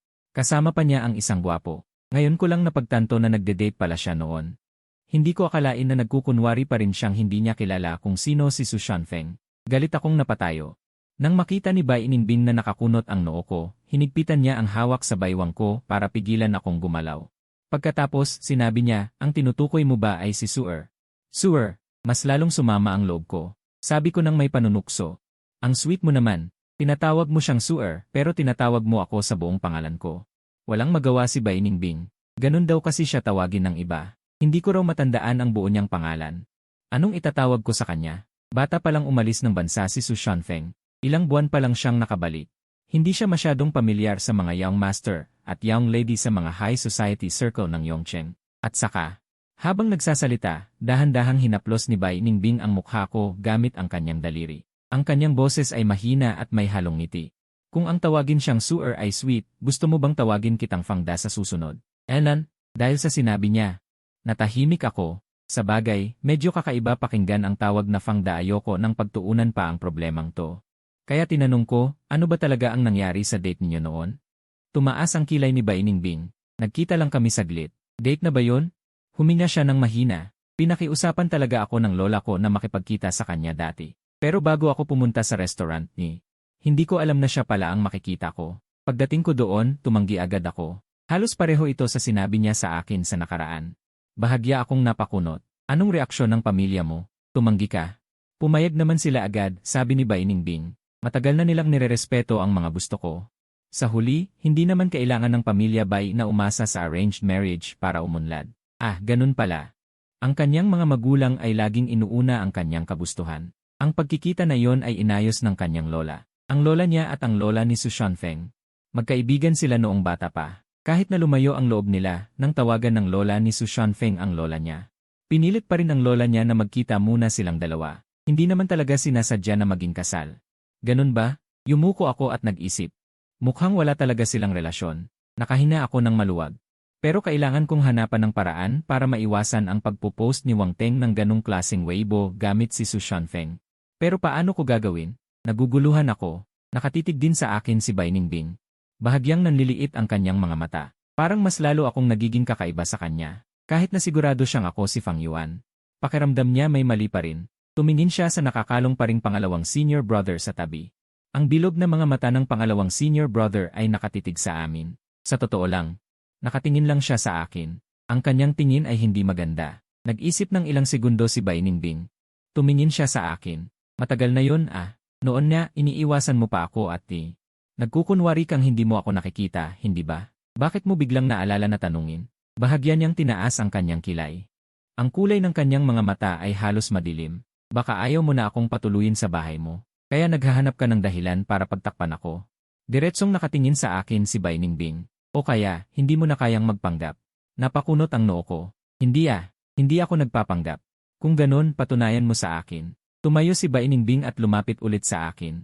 Ang kanyang boses ay mahina at parang nangakit. Pahalik ka sa akin. Dahil ayaw kong siya ang unang humalik sa akin. Siya na ang unang hahalik sa akin. Hindi na niya talaga mapigilan. Ayaw na niyang magtiis. Tutal, ako naman ang unang nanggulo sa kanya. Habang nagsasalita, tumingkayad siya. Inabot niya ang leg ko at dahan-dahang inilapit ang kanyang ulo. Habang lumalapit siya, ramdam ko ang kanyang hininga sa aking labi. Sobrang init. Bubuksan ko na sana ang bibig ko para magsalita. Dumikit na ang kanyang labi sa akin, eksakto at matatag akong pinigilan. Ako'y nataranta. Mahigpit na kinuyom ng mga daliri ko ang kanyang damit na pantulog sa baywang. Dahan-dahang kinagat ni Bai Ningbing ang aking labi, marahan itong hinahalikan. Sunod-sunod, nararamdaman ko si Bai Ningbing ang kusang humahalik sa akin. At ang halik ko sa kanya, iba ang pakiramdam. Bago ako muling isilang, gusto rin niyang kusang humalik sa akin. Ngunit noon, ayaw kong makipagtulungan, puno ng pagtanggi. Kaya ang kanyang halik ay laging marahas at padalos-dalos, sa bawat pagkakataon ay nagdudulot ng matinding sakit. Hindi tulad ng ganitong malambing na halik. Kakaunti kami nito, halos masasabing wala. Nang ako'y handa ng lubos na mag-enjoy sa sandaling ito ng lambing. Ang dating tahimik na nakasiksik sa tabi ni Bai Ningbing na ikalawang senior brother ay biglang naglilikot na naman. Balisa itong ginagamit ang ulo at kuko. Para kaskasin at kumusko sa binti ni Bai Ningbing. Sabay kaming tumigil. Sumimangot si Bai Ningbing. Lumingon siya para tingnan ang nagkakagulong ikalawang senior brother. Sumunod din akong tumingin sa kanya. Hindi ko inaasahan na sa sandaling magtama ang aming mga mata. Bigla siyang naging napakasungit. Bahagya akong natakot at hindi ko maiwasang sumandal kay Bai Ningbing. Mahigpit na sumimangot si Bai Ningbing at mahinang sumigaw, ikalawang senior brother. Nang marinig ang sigaw, ibinaling ng ikalawang senior brother ang ulo sa kanya at mahinang umungol. Puno ako ng kawalan ng pag-asa, ngunit sinira nito ang aking magandang kalooban. Nakakainis. Sabi ko kay Bai Ningbing, Ningbing, ayoko nang tumagal dito. Napansin ni Bai Ningbing ang aking pagkainis at bahagyang takot. Naging seryoso ang kanyang ekspresyon at hindi na nagsalita pa. Hinila niya ako at tumayo. Nang makita ng ikalawang senior brother na aalis na kami, magaan itong lumundag pababa sa sahig. Mukhang gusto nitong sumunod, ngunit pinigilan ito ng isang tingin ni Bai Ningbing. Maawa itong umungol. Humiga ito, tanging ang ulo ang nakataas, kaawa-awang nakatingin kay Bai Ningbing. Hindi maikakaila, ang tingin na ito ay kamukha ko talaga. Talagang aso ko ito. Ngunit hindi ito pinansin ni Bai Ningbing at nagpatuloy na lamang sa paghila sa akin palabas. Dahan-dahang sumara ang pinto.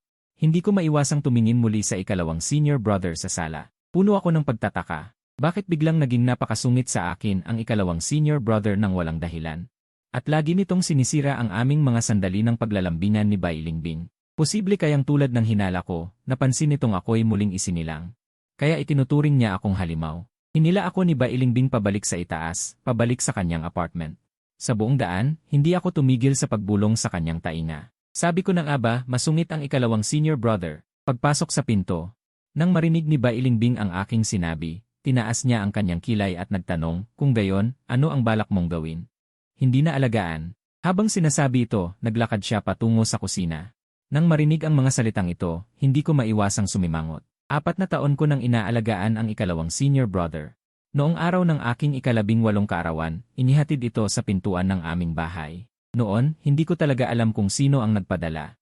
4 na salita lamang ang nakasulat sa card na iniwan sa tabi, maligayang kaarawan. Nagtanong pa ako noon sa lahat ng taong malapit sa akin. Pinagtawanan pa noon ng mga kaibigan ko ang taong nagregalo, sinasabing ang regalo para sa ika-18 kaarawan ni Young Master Fang ay isang aso lamang. Sobrang kinalulugdan naman nito, ngunit nakalimutan nilang lahat na gustong-gusto ko ang mga aso simula pa noong bata ako. Nag-alaga ako ng aso noong bata pa ako, halos 5 taon. Nang dumating si Wang Teng kalaunan, dahil allergic siya sa balahibo ng aso, hindi na ako pinayagan ng mga magulang ni Wang na mag-alaga pa ng aso. Sa pilitang ipinaampon ang asong iyon. Matagal akong umiyak ng malakas, ngunit sa paningin ng aking mga magulang, ang aking pag-iyak ay isang pagpapakita ng kawalan ng muwang. Pagkatapos kong maging 18, sa wakas ay nakalipat na ako sa villa ng pamilya Wang at tumira sa sarili kong maliit na apartment. Noon, iniisip ko na sa wakas ay maaari na akong mag-alaga ng aso, kailangan kong mag-alaga muli ng isa. Kaya ang asong ito ay inihatid sa harap ko. At ito ay pareho pang lahi ng aso na inalagaan ko noong bata ako. Noon, hindi ko na inusisa kung sino ang nagpadala nito. Diretso kong pinatuloy ang ikalawang senior brother. 4 na taon na yon. Nang sabihin ng aking mga magulang kalaunan na putulin ang kanilang relasyon sa akin. At bawiin ang lahat ng pag-aari na ibinigay nila sa akin, nang lumipat ako, tanging ang ikalawang senior brother ang dinala ko. Sa totoo lang, matagal ko nang alam na si Bai Lingbing ang nagpadala ng ikalawang senior brother sa akin. Siyempre, ayaw kong hindi siya alagaan. Ngunit sa kalagayan ko ngayon, marahil ay hindi na talaga angkop na mag-alaga pa. Habang iniisip ko ito, sunod-sunod akong sumunod kay Bai Lingbing upang matulungan niya akong alagaan ang ikalawang senior brother. Kapag hindi na ako sinungitan ng ikalawang senior brother, lilipat akong muli. Bumaling si Bai Lingbing na may hawak na baso ng tubig na puno ng mga patak, sumandal sa glass table at tumingin sa akin. Seryoso niyang sinabi, bakit kailangang magpakahirap? Bakit hindi na lang ipaampon ang aso kay Li Fenghua? Seryoso ang aking ekspresyon. Sanay ang ikalawang senior brother sa kanyang higaan. Sa ibang lugar, hindi siya makakakain o makakatulog ng maayos.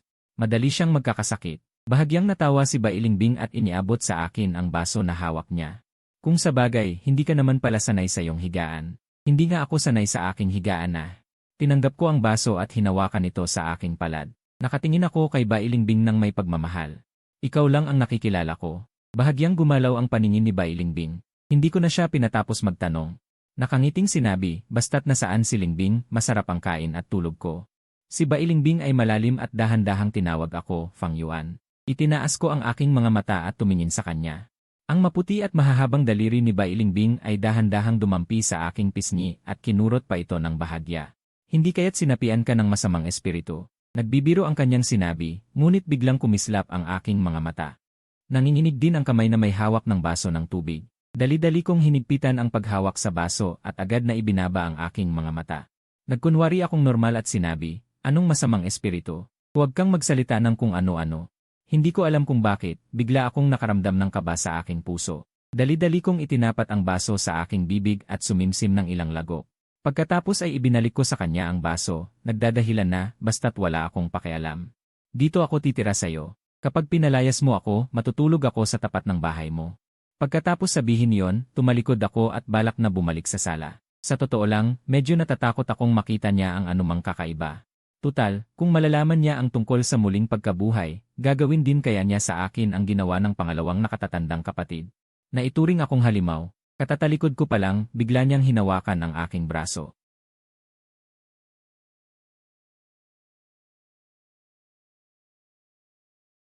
Sa pagkakataong ito, wala siyang sinabi, direkta niyang ipinagpatuloy ang aksyon kanina na naantala ng pangalawang nakatatandang kapatid. Mahigpit niyang niyakap ang aking baywang, tumingkayad, at mahigpit na pinagdikit ang aming mga labi. Kinagat pa niya ng bahagya ang aking labi, pagkatapos ay bumitaw at hinimas-himas ang aking labi. Matamis niyang tanong sa akin, gusto mo bang buksan ang iyong bibig? Habang nagsasalita, hinihimas-himas pa rin ng kanyang kamay ang aking baywang, nakakakiliti, at ang kanyang matamis na boses ay mas lalong nagpapakaba. Mabilis na kumikislap ang aking mga mata, iginilid ko ang aking ulo.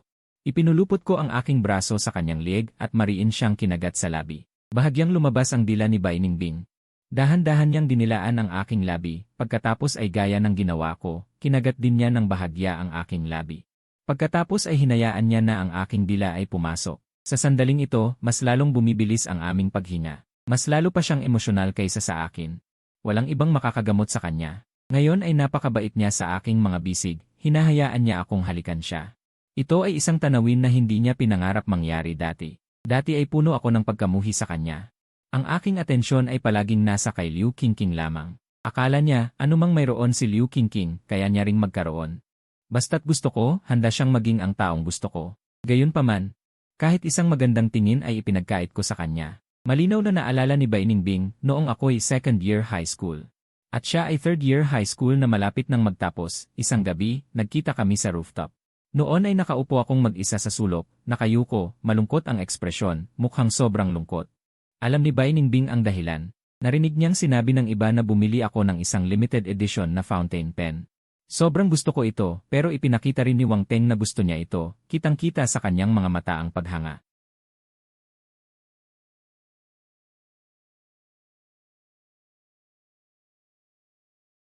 Nagkawatak-watak. Kinabukasan sa eskwelahan, dumating si Wang Teng na may dalang kahon ng fountain pen. Nasa loob ng kahon ang repaired na fountain pen. Nahihiya siyang humingi ng tawad sa akin. Wala akong sinabi. Agad kong ibinato ang kahon sa ulo ni Wang Teng, tumawa ako ng mapakla. Sino ang may gusto ng iyong paimbabaw na paghingi ng tawad? Nandoon din si Liu Qingqing. Agad siyang nagalit, hinawakan niya si Wang Teng na nakatakip sa kanyang ulo.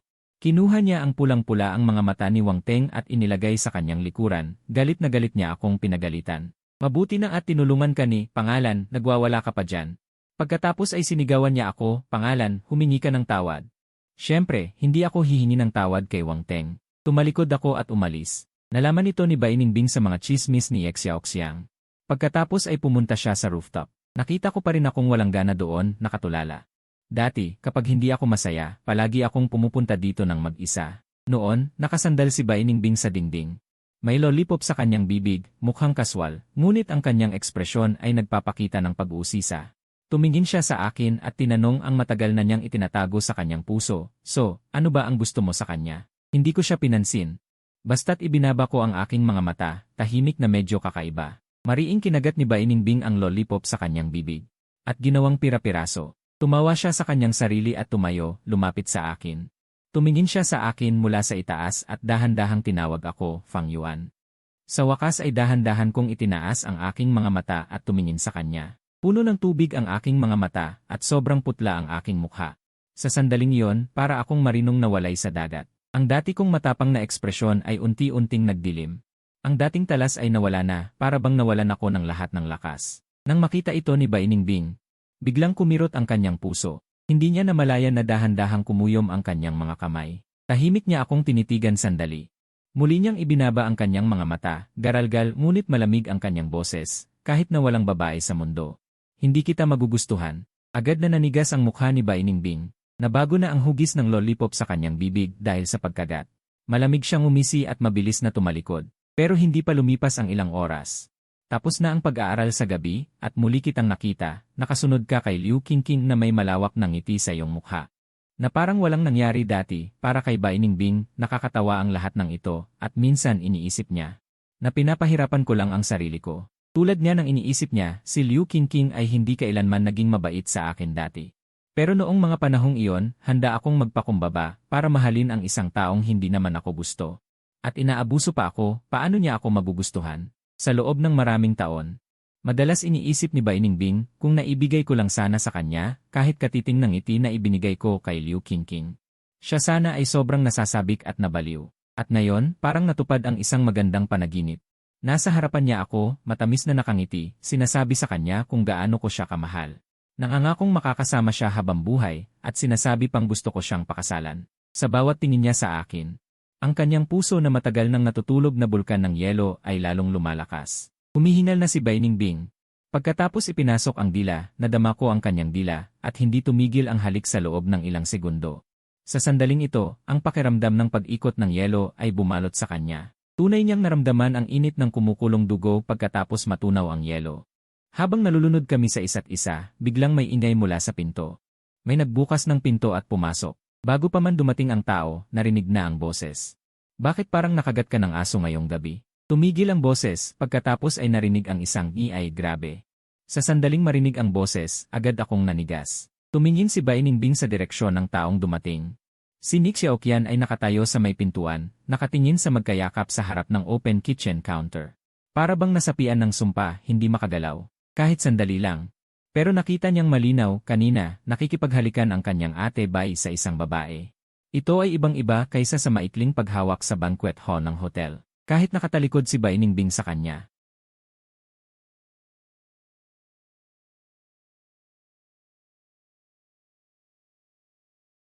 Nang makita niya ang mapanuring tingin ni Bai Ningbing, bigla siyang natauhan. Nagmadali siyang umiti ng may kahulugan, "Wala akong nakita, sige, ituloy niyo." Parang hindi ako dumating, pagkatapos ay nagmamadali siyang tumalikod at tumakbo. At isinara rin niya ang pinto. Nakasandal sa pinto, huminga ng malalim si Nick Xiaoqian. Hindi niya napigilang bumulong, "Grabe, ang siit." Sa sandaling ito, tumunog ang elevator at lumabas si Liang Mufeng na may dalang first aid kit. Nakita niya agad si Nick Xiaoqian at nagtatakang nagtanong, "Anong ginagawa mo dito?" Pagkasabi nito, tumingin din siya sa pinto sa likod niya na nagtataka rin. May aso ba talaga sa bahay ni Ate Bai? Nag-isip sandali si Nick Xiaoqian at tumango. Meron. Pagkatapos, sinadya niyang pahabain ang kanyang boses. Sinasabi ng may kahulugan, hindi lang tunay na aso, may aso rin. Nag-aaway ngayon ang mga aso, huwag kang magmadali, hintayin nating matapos ang away nila bago tayo pumasok. Sa loob ng kwarto, nahihiya akong nagkibit balikat. Inilapit ni Bai Ningbing ang kanyang daliri. Marahan niyang pinisil ang aking mukha, malambing ang kanyang boses, Yuan. Gusto mo bang magpatuloy sa paghalik? Pagkatapos, wala akong magawa. Hindi ka pa ba nagsasawa sa paghalik? Hindi ka ba nahihiya? Tumawa ng mahina si Bai Ningbing. Anong ikahihiya doon? Sabi niya, tumingkayad siya. Inikit ang kanyang labi sa aking nag-init na tainga at mahinang tumawa kanina sa harap ng maraming tao. Hindi ka naman nahiya, pero ngayon nahuli tayo ni Nick Xiaoqian, nahiya ka na. Hindi naman kasi pareho iyon. Ang aking boses ay nanggagaling sa kanyang balikat, mahina na parang tunog ng lamok. Kung hayagan ang halikan, wala namang dapat ikahiya. Pero ngayon tayong dalawa ay nasa bahay. Biglang may nakakita sa ating pribadong yakap at halik, nakakahiya kaya. Hindi talaga maintindihan ni Bai Ningbing ang kakaibang takbo ng pag-isip ko, kaya medyo sumasakit ang ulo niya. Kaya ibig sabihin, hindi hayagan ang ginagawa natin ngayon, parang palihim tayong nagnanakaw ng halik. Yumuko ako at tumingin sa kanya na may inosenteng mga mata. Sa isang tingin na yon, biglang natuyo ang labi ni Bai Ningbing at hindi niya mapigilang halikan ako muli. Pero narinig kong bumulong, sa tingin ko rin parang nagnanakaw tayo ng halik. Sa madaling salita, magnanakaw ng halik o kayagi. Halos matawa si Bai Ningbing sa akin. Kakaibang ideya, bahagyan niyang kinagat ang kanyang mga ngipin na may nagmamaktol na ekspresyon sa kanyang mukha. Fang Yuan, gusto mo lang ba akong gi? Habang nagsasalita, ang liwanag sa kanyang mga mata ay bahagyang dumilim, mukhang hindi ko pa rin siya gusto. Siguradong niloloko niya ako, kung hindi, paano lumitaw ang salitang gi? Agad akong umiling. Hindi ako, kundi ikaw. Tuwing gusto kitang halikan ng hayagan. Lagi kang nagpapanggap, nagpipigil, at tinutulak ako palayo, pero sa likod nito, napaka-aktibo mo. Hindi ba't gusto mo akong magti? Itinagilid ko ang aking ulo, ilang beses na ba ito nangyari? Hindi akalain ni Bai Ningbing na kaya ko pa siyang baliktarin. Ngayon, mula umaga nang makita ko siya, sinabi ko na sisimulan ko ito, hanggang sa biglang pagyakap sa kanya sa gabi at paghalik sa kanya nang walang paalam. Sa ganitong sitwasyon, paano niya ako basta-basta hahalikan? Hanggang ngayon, hindi pa rin niya maintindihan kung ano ang nangyayari sa akin. Pero sa kaibuturan ng kanyang puso, gusto pa rin niyang sunggaban ang pagkakataong ito. Upang mahigpit akong itali sa kanyang tabi. Anuman ang dahilan ko, ako pa rin ang kusang lumapit. Pero ngayon, binabaliktad ko ang sitwasyon, sinasabing gusto niya akong magti. Si Bai Ningbing ay totoong natawa na. Ang ibig mo bang sabihin, papasukin ko ngayon ang mga tao at bigyan kita ng isang masidhing halik sa harap nila? Upang mapatunayan na hindi ko gustong makipagti sa'yo, tama ba? Bago pa ako makapagsalita. Tumango si Bai Ningbing ng mahigpit. CJ. Itinuro niya ako gamit ang kanyang daliri. Huwag kang magsisisi sa huli. Pagkatapos niyang sabihin ito, bumaling siya at naglakad patungo sa pangunahing pintuan. Sa totoo lang, hindi ako masyadong naniniwala na hahalikan niya ako sa harap ni Nick Xiaoqian, kaya hindi ko siya pinigilan na buksan ang pinto. Pagkatapos ng lahat, hindi maganda na hayaan ang mga tao na maghintay sa labas sa loob ng mahabang panahon. Madali itong magdulot ng hindi kinakailangang hindi pagkakaunawaan. Inayos ko ang aking bahagyang magulong damdamin at kinuha ang natitirang kalahating baso ng tubig na nainom ko kanina at ininom ito sa isang lagok. Binuksan na ni Bai Ningbing ang pinto at hindi na hinintay na magsalita ang dalawang tao sa labas ng pinto. Agad siyang bumaling at sinabi, "Pumasok kayo." Si Liang Mufeng ay malinaw na hindi pa rin nakaka-recover mula sa sitwasyon. Hindi niya talaga maintindihan kung ano ang ibig sabihin ng pakunwaring away ng aso ni Nick Xiaoqian kanina. Bukas na ang pinto at walang naririnig na tahol ng aso. Tumingin siya ng may pagtataka. Sa kakaibang ekspresyon ni Nick Xiaoqian, at binitbit ang kanyang first aid kit habang papasok sa bahay. Habang naglalakad, tinanong niya si Bai Ningbing. Sinabi ni Nick Xiaoqian na nag-aaway ang aso mo sa bahay. Kailan ka nag-alaga ng aso? Hindi pa siya tapos magsalita. Nang makarinig siya ng isang sigaw ng pagkabigla, nakita ni Liang Mufeng na naghuhugas ako ng baso sa kusina.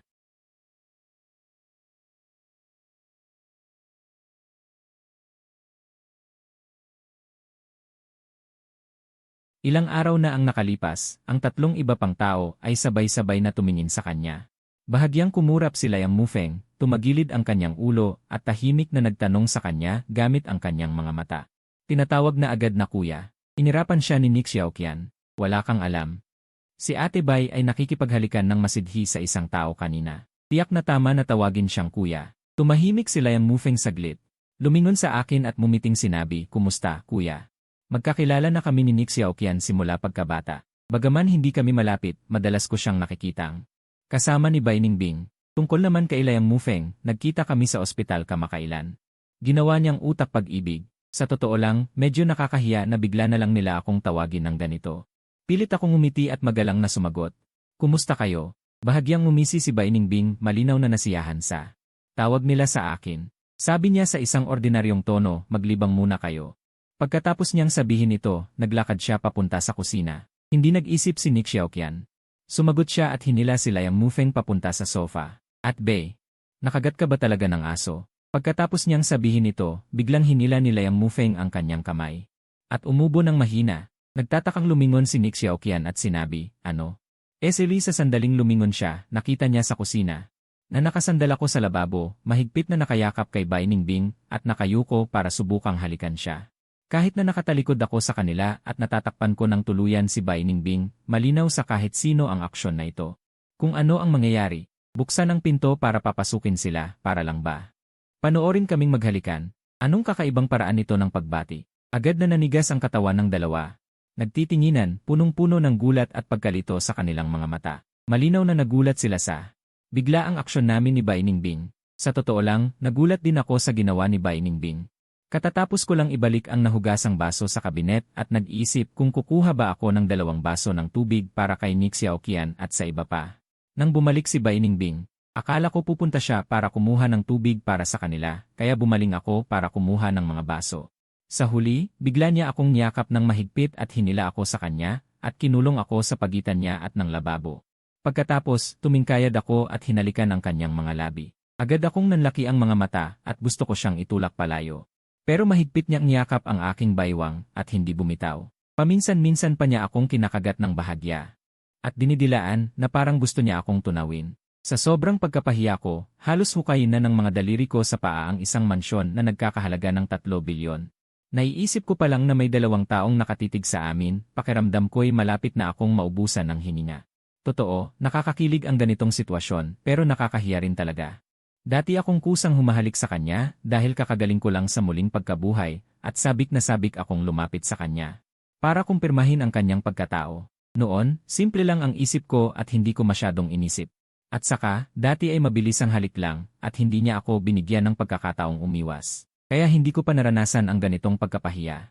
Pero ngayon, iba na. Sobrang nakakahiya ang ganitong sitwasyon na pinapanood ng mga tao habang naghahalikan kami. Kahit hindi siya nagsasalita sa akin ngayon, kundi kinakagat at dinidilaan lang ako ng bahagya. Kung ano-ano ang iisipin ng ibang tao, hindi ko siya maitulak palayo. Kaya inilipat ko ang aking mga kamay sa kanyang balikat at bahagyang kinurot siya gamit ang aking mga daliri.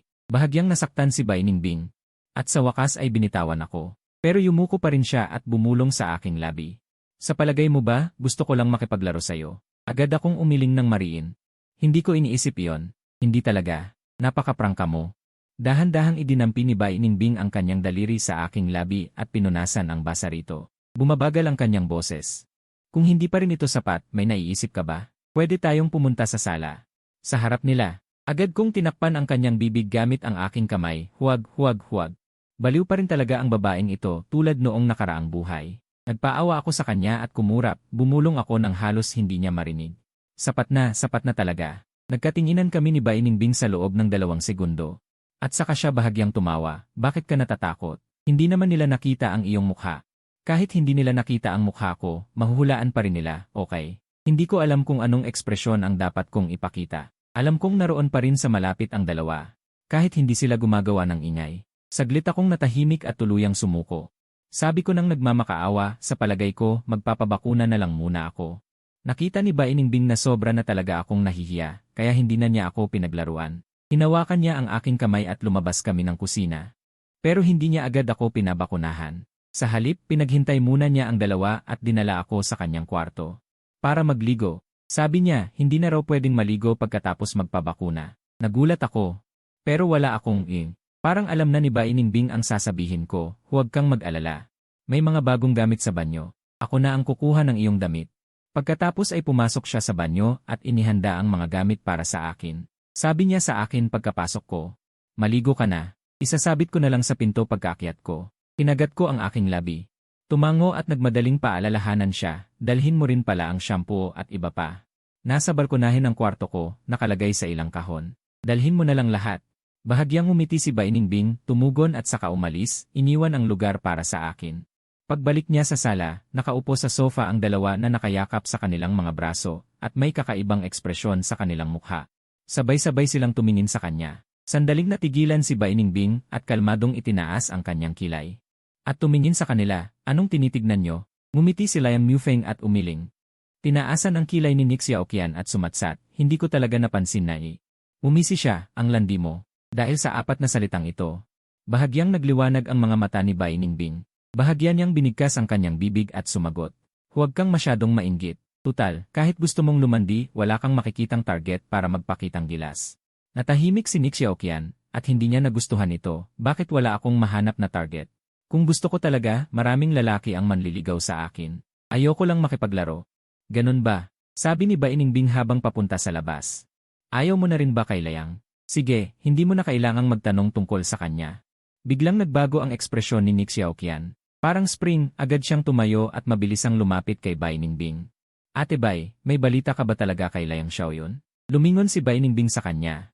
Ano, hindi ba't sinabi mo kanina na ayaw mo? Bakit mo kailangan ng balita tungkol sa kanya? Meron talaga? Gusto ko talaga. Agad na sumuko si Nick Xiaoqian at sinabi ng may sinseridad, Ate Bai. Nakikiusap ako sa iyo, ibigay mo na sa akin ang balita tungkol sa kanya. Sa sandaling ito, nakarating na si Bai Ningbing sa may pintuan. Lumingon siya at tiningnan ito. Kung gayon, malandi ka ba? Walang pag-aalinlangan si Nick Xiaoqian. Sa tono na sabik at sinsero, malandi ako. Ako ang pinakamalandi. Mahinang natawa si Bai Ningbing. Sa Hong Kong, hanapin mo siya doon.